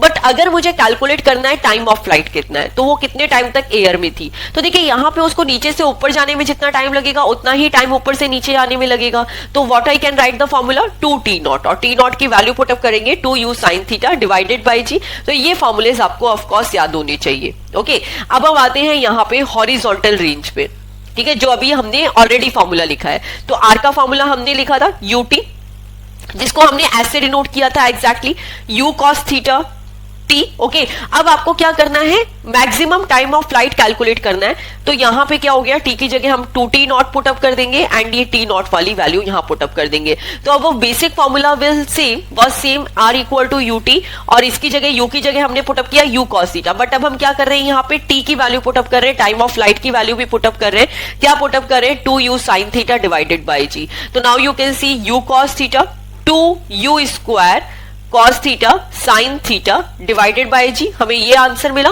तो that is the formula of horizontal range. अब इसको देखो डिफरेंट तरीके से भी लिख सकते हैं, because as you can see यहाँ पे क्या है, 2 sin थीटा cos थीटा आ गया। Am I right? अगर आप इसे सॉल्व करोगे तो you can write 2 sin theta cos theta. अच्छा, इसको एक अदर वे से भी लिख सकते हैं, ux एंड uy की फॉर्म में, बिकॉज ऑफ ux का मतलब ही यही होता है u cos theta and uy का मतलब ही यही होता है u sin थीटा। या फिर अगर आप इसे ux uy में नहीं लिख रहे हैं तो इस तरीके से लिख सकते हैं, u square 2 sin theta cos theta. 2 sin theta cos theta क्या होता है, sin 2 थीटा। तो r का फॉर्मूला क्या मिला आपको, u square sin 2 theta divided by g। अब अगर हमें चाहिए कि मैक्सिमम रेंज कब मिलती है, तो देखो मैक्सिमम रेंज कब मिलेगी, जब ये sin 2 थीटा 1 होगा। ठीक है, आपके पास r का वैल्यू आ गया u square sin 2 theta divided by g।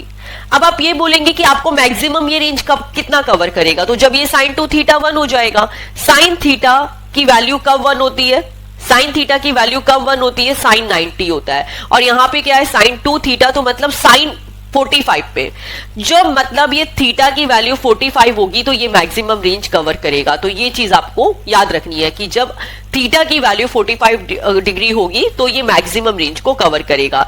अब ये तो हमने हॉरिजॉन्टल डिस्टेंस कैलकुलेट कर ली। ओके, तो these formulas are very very important, कि जो स्टार्टिंग के दो फॉर्मूलाज थे, ठीक है, वेलोसिटी एक्स डायरेक्शन में, वेलोसिटी वाई डायरेक्शन में, जो डिस्टेंस है एक्स डायरेक्शन में और जो डिस्टेंस है वाई डायरेक्शन में। इसके बाद टाइम ऑफ फ्लाइट का formula, that is very important. इसी के साथ में जो हॉरिजॉन्टल रेंज का फॉर्मूला है, ये फॉर्मूला आपको एक्चुअली स्टार्टिंग से डेरिवेशन टाइप से ही करने आने चाहिए। जैसे टाइम ऑफ फ्लाइट है, ये आपको याद होना चाहिए 2u sin theta divided bye g। In the same way distance का फॉर्मूला किसी भी फॉर्म में वी कैन यूज, मतलब देखिए ये तो जो sin थीटा cos थीटा वाले फॉर्मूले हैं, तो थीटा होगा तो आप किसी भी फॉर्मूले से सॉल्व कर सकते हैं। But the very must thing कि कई बार आपको क्या होता है, गिवन होता है कि एक्स एक्सिस में वेलोसिटी कितनी है, तो यहाँ पे ये vx और vy का ध्यान रखना है। आपको पता होना चाहिए कि आपको vx गिवन है, vy गिवन है, या एग्जैक्टली कॉमन गिवन है, जिसके through you can directly solve cos theta और sin थीटा का वैल्यू पुट अप करके। Okay, in the same way यहाँ पे हमने हॉरिजॉन्टल रेंज कवर कर ही ली। ठीक है, इसी के साथ हमने मैक्सिमम रेंज देख ली कि मैक्सिमम रेंज कब मिलती है, जब थीटा होता है 45 डिग्री पे। इसी के बाद आता है मैक्सिमम हाइट का फॉर्मूला। अब मैक्सिमम हाइट आप कैसे कैलकुलेट करते हो, तो एज यू कैन सी कि यहाँ पे देखो मैक्सिमम हाइट कैसे कवर करेंगे यहाँ पे, तो बेसिकली यहाँ पे टाइम ऑफ फ्लाइट का फॉर्मूला है, तो as it is this equation पे ये जो हमने vy वाली इक्वेशन कैलकुलेट की है, इसी में टाइम ऑफ फ्लाइट की वैल्यू पुट अप करेंगे तो हमें h की वैल्यू मिल जाएगी। और ये आपको याद होनी चाहिए, u square sin square theta divided bye 2g। तो देखिए यही से मैं आपको फॉर्मूला याद करा देती हूँ, बिकॉज इसका derivation it's not very important. जैसे देखिए यहाँ पे क्या है, मैक्सिमम हॉरिजॉन्टल रेंज क्या है, u square sin 2 theta divided bye g, u square sin 2 theta divided bye g।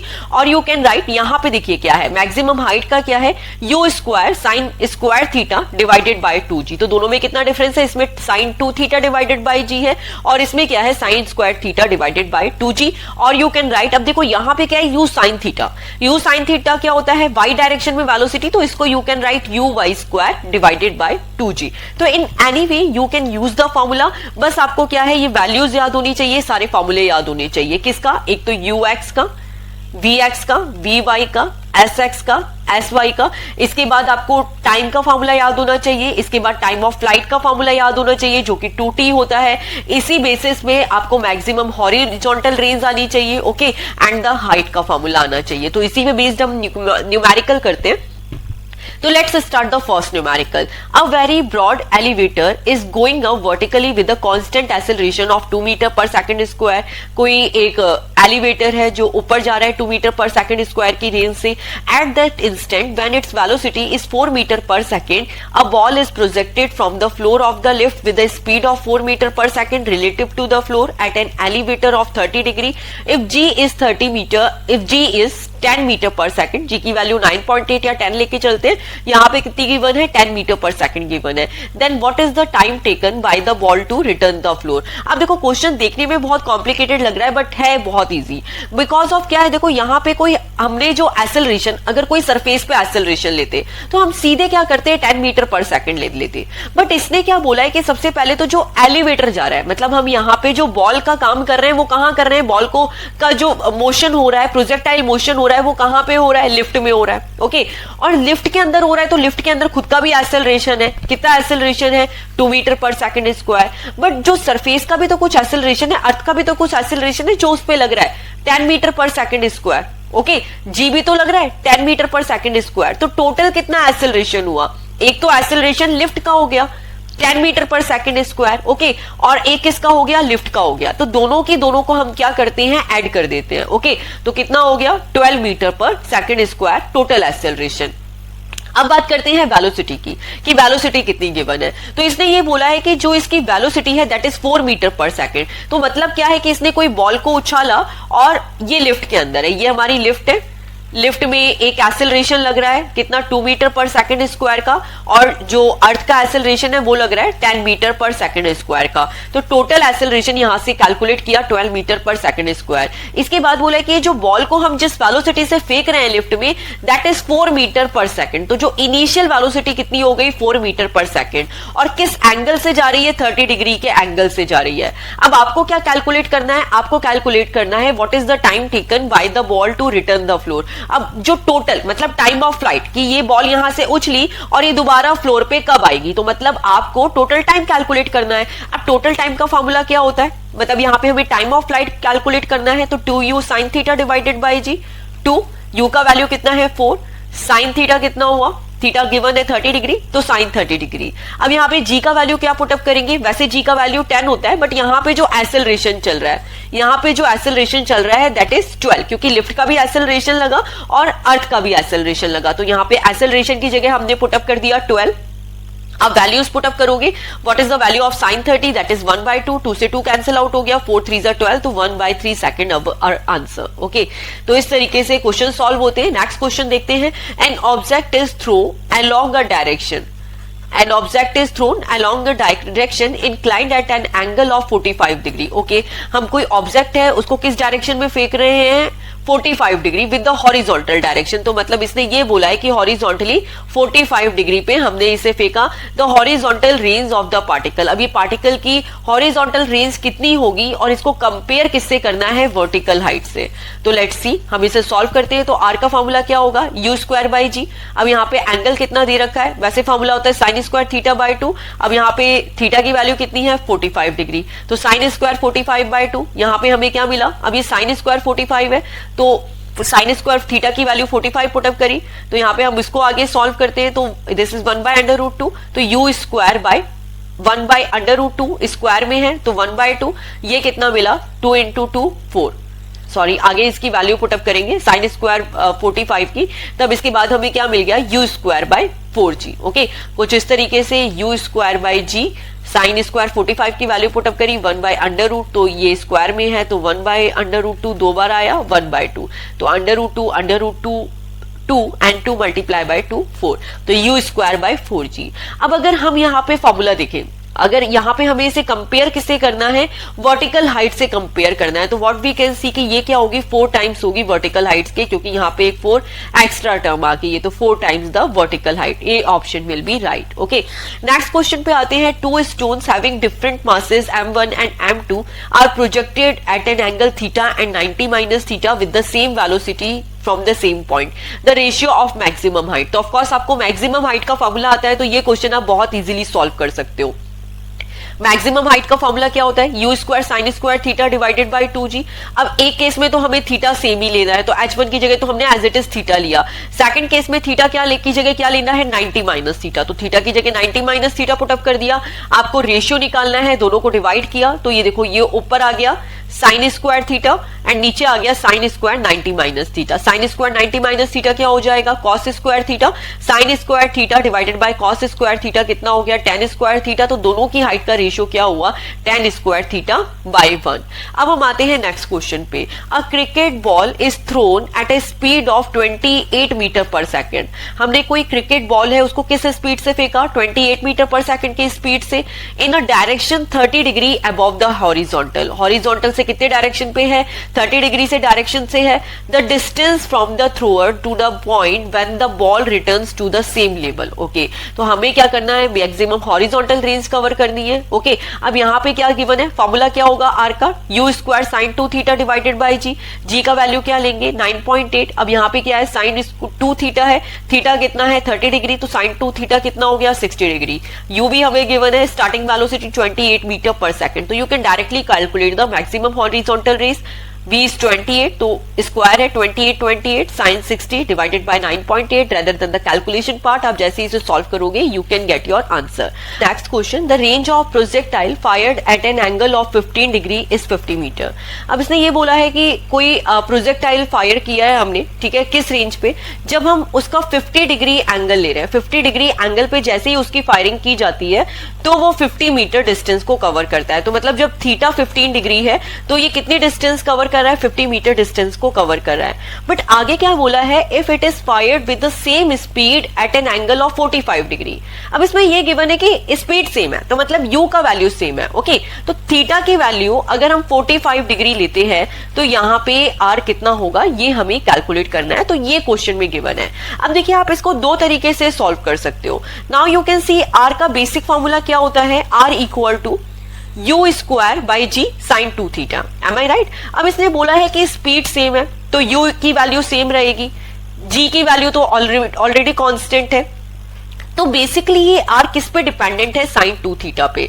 तो I can write R2 equal to sine 2 theta 2 and R1 equal to sine 2 theta 1। Okay, and दोनों को divide कर देते हैं। तो of course comparison वाला question है और यहाँ पे एज्यूम कर लेते हैं this is theta 1, this is theta 2, this is R1 and this is R2, क्योंकि अभी R क्या है, डायरेक्टली थीटा 2 पे डिपेंडेंट है। मतलब R किस पे, थीटा पे डिपेंडेंट है। बिकॉज ऑफ कोर्स अगर आप यहाँ पे यू स्क्वायर बाई जी भी वैल्यू पुटअप करेंगे तो ये कॉमन है, ये कॉन्स्टेंट है, तो ये क्या होगा, यहाँ पे कैंसिल आउट हो जाएगा। अब हम इसकी वैल्यूज रखना स्टार्ट करते हैं। तो now you can see sine 2 theta 2, तो साइन थीटा 2 की वैल्यू कितनी है 45 डिग्री।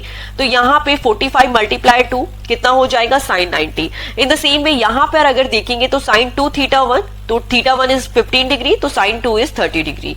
हमें क्या चाहिए, R2, तो ये क्रॉस मल्टीप्लाई करते हैं R1 sign 90 by sine 30। Okay, R1 को इधर ले गए, ये क्या हुआ, sign 90 divided by sine 30। R1 की वैल्यू कितनी है, R1 हमें गिवन है कि हमने फर्स्ट केस में 50 मीटर का डिस्टेंस कवर किया था। साइन 90 इज 1, साइन 30 की वैल्यू पुटअप करी 1/2। तो हमें सेकंड केस में जो यहाँ पे जब हम एंगल 45 डिग्री का बना रहे हैं तो ये कितना डिस्टेंस कवर करेगा, 100 मीटर का डिस्टेंस कवर करेगा। अब मैं आपको इस क्वेश्चन को एक तरीके से और बता देती हूँ। हमने क्या किया, यहाँ पे आर की वैल्यू पुटअप करी 50 मीटर और साइन 2 थीटा कितना है, थीटा 15 डिग्री है फर्स्ट केस में, तो साइन 2 थीटा कितना हो गया, साइन 30 हो गया। और क्या करते हैं, इससे हम लोग यू स्क्वायर बाई जी की वैल्यू कैलकुलेट कर लेते हैं। तो यू स्क्वायर बाई जी कितना हुआ, 50 बाई साइन 30, 50 साइन 30 की वैल्यू 1/2, तो यहाँ पे हमें यू स्क्वायर बाई जी की वैल्यू मिल गई 100 मीटर। अब सेकंड केस के लिए फॉर्मूला सेम रहेगा, u square by g sine 2 theta. तो देखो यू स्क्वायर बाई जी क्या है, कांस्टेंट है, वो तो चेंज नहीं हो रहा, तो इसकी जगह पुटअप किया 100 साइन 2 थीटा, 2 इंटू 45 90, साइन 90 1 हुआ, तो हमें आर क्या मिला, 100 मीटर मिला। तो इन एनी वे जो भी मेथड आपको इजी लगे आप उससे सॉल्व कर सकते हैं, आंसर विल बी सेम। अब हम आते हैं नेक्स्ट क्वेश्चन पे। A body is projected at an angle of 30 degree to the horizontal with kinetic energy. Okay, the kinetic energy at the top most point. तो देखो नॉर्मली एनर्जी का formula ये होता है हाफ mv स्क्वायर, बट इसने ये बोला है कि प्रोजेक्ट किया है हमने 30 डिग्री एंगल पे और नॉट वर्टिकली हॉरिजॉन्टली। ये डायरेक्टली गिवन है कि हमने हॉरिजॉन्टल एंगल बनाया 30 डिग्री, तो यहाँ पे क्या हो जाएगा, you cos theta, you cos theta, क्योंकि हॉरिजॉन्टल बना रहे हैं, यू की जगह यू स्क्वायर है, यहाँ पे एनर्जी का फॉर्मूला क्या होता है, हाफ mv स्क्वायर, और v की जगह हमने पुटअप किया यू कॉस थीटा एंड उसका स्क्वायर कर दिया। ओके, एंड थीटा कितना है 30 डिग्री है, तो यहाँ पे हो गया हाफ mv स्क्वायर, यहाँ पे हमने v की जगह पुटअप किया यू कॉस थीटा, इसका स्क्वायर लगा दिया। अब हम इसकी वैल्यूज को सॉल्व करेंगे, तो हाफ m यहां से यू स्क्वायर बाहर आ गया और cos 30 की वैल्यू क्या मिल जाएगी हमें, √3/2। cos 30 क्या होता है, √3/2 एंड √3/2 का आप स्क्वायर करोगे तो आपको क्या मिलेगा, 3/4। तो अगर आप इसको टॉप मोस्ट पॉइंट पे कैलकुलेट करोगे, ठीक है, टॉप मोस्ट पॉइंट पे कैलकुलेट करोगे तो आपको एनर्जी कितने टाइम्स मिल जाएगी, 3e/4 टाइम्स। ओके, तो that means A option is right. Okay, next question पे आते हैं। A man can throw a stone to a maximum distance of 80 metre. एक मैन है, वो क्या कर रहा है, स्टोन फेंक रहा है, तो वो मैक्सिमम डिस्टेंस से कितना कवर हो रहा है, 80 मीटर। तो आपको ये पता है कि अगर मैक्सिमम डिस्टेंस कब होता है, मैक्सिमम डिस्टेंस कब कवर होता है, जब थीटा 45 डिग्री के इक्वल होता है। ओके, तो हमारा फॉर्मूला क्या मिला, R equal to you square by G equal to 80 metre. तो this in this way you have to write it. अब आगे क्या कैलकुलेट करना है, the maximum height to which it will rise in metre. अब हमें मैक्सिमम हाइट कैलकुलेट करनी है, तो सबसे पहले हमें मैक्सिमम हाइट का फॉर्मूला आना चाहिए। तो मैक्सिमम हाइट का फॉर्मूला होता है u square sine square theta upon 2g, as you can see. तो देखिए हमारे पास यहाँ पे किसकी वैल्यू है, यू स्क्वायर बाय 2g की वैल्यू है। Okay, you square by g की value, I am so sorry, यहाँ पे मेरे पास यू स्क्वायर बाय g की वैल्यू है कितनी है, 80 मीटर। तो क्या बचा, sign square theta divided bye 2, ये वैल्यू मिली। ओके, तो मैं क्या करती हूँ, यहाँ पे वैल्यूज पुटअप करना स्टार्ट करती हूँ। तो u square by g is 80 metre और यहाँ पे साइन स्क्वायर थीटा, तो साइन थीटा की वैल्यू कितनी है, 45 स्क्वायर, नीचे क्या आया, 2 आया। इसके बाद हम साइन 45 की वैल्यू पुटअप करते हैं। साइन 45 क्या होता है, 1/√2। 1/√2 का स्क्वायर कितना हुआ, 1/2। तो 80 मल्टीप्लाई बाय 1/2 और जो एक 2 नीचे है। ओके, तो यहाँ पे 2 2s 4 एंड 4 20s 80, तो 20 metre will be our answer. तो देखिए this was the very important question, जहां पे आपको पता होना चाहिए कि अगर आपको हॉरिजॉन्टल रेंज गिवन है तो आपको मैक्सिमम हाइट कैसे कैलकुलेट करनी है। तो आप रेंज के थ्रू हाइट और हाइट के थ्रू रेंज भी कैलकुलेट कर सकते हो। केवल आपको क्या करना है, ये यू स्क्वायर बाई जी वाली टर्म को कैलकुलेट करना है। ऑफकोर्स आपके पास एक का डेटा होगा एंड दूसरे का data you have to calculate it. तो ये हमने प्रोजेक्टाइल मोशन वाला टॉपिक कंप्लीट किया। ओके, तो as I already told you कि this topic was very very important. अगर आप इस चैप्टर को छोड़ने का प्लान कर रहे हैं ना, तब भी आप ये प्रोजेक्टाइल मोशन वाला टॉपिक तो जरूर कंप्लीट कर लीजिएगा, क्योंकि इस टॉपिक के न्यूमेरिकल में आने के पूरे चांसेस हैं। ओके, तो मिलते हैं जल्दी नेक्स्ट चैप्टर के साथ। Take care of yours, thanks for watching and please click to subscribe. Bye all.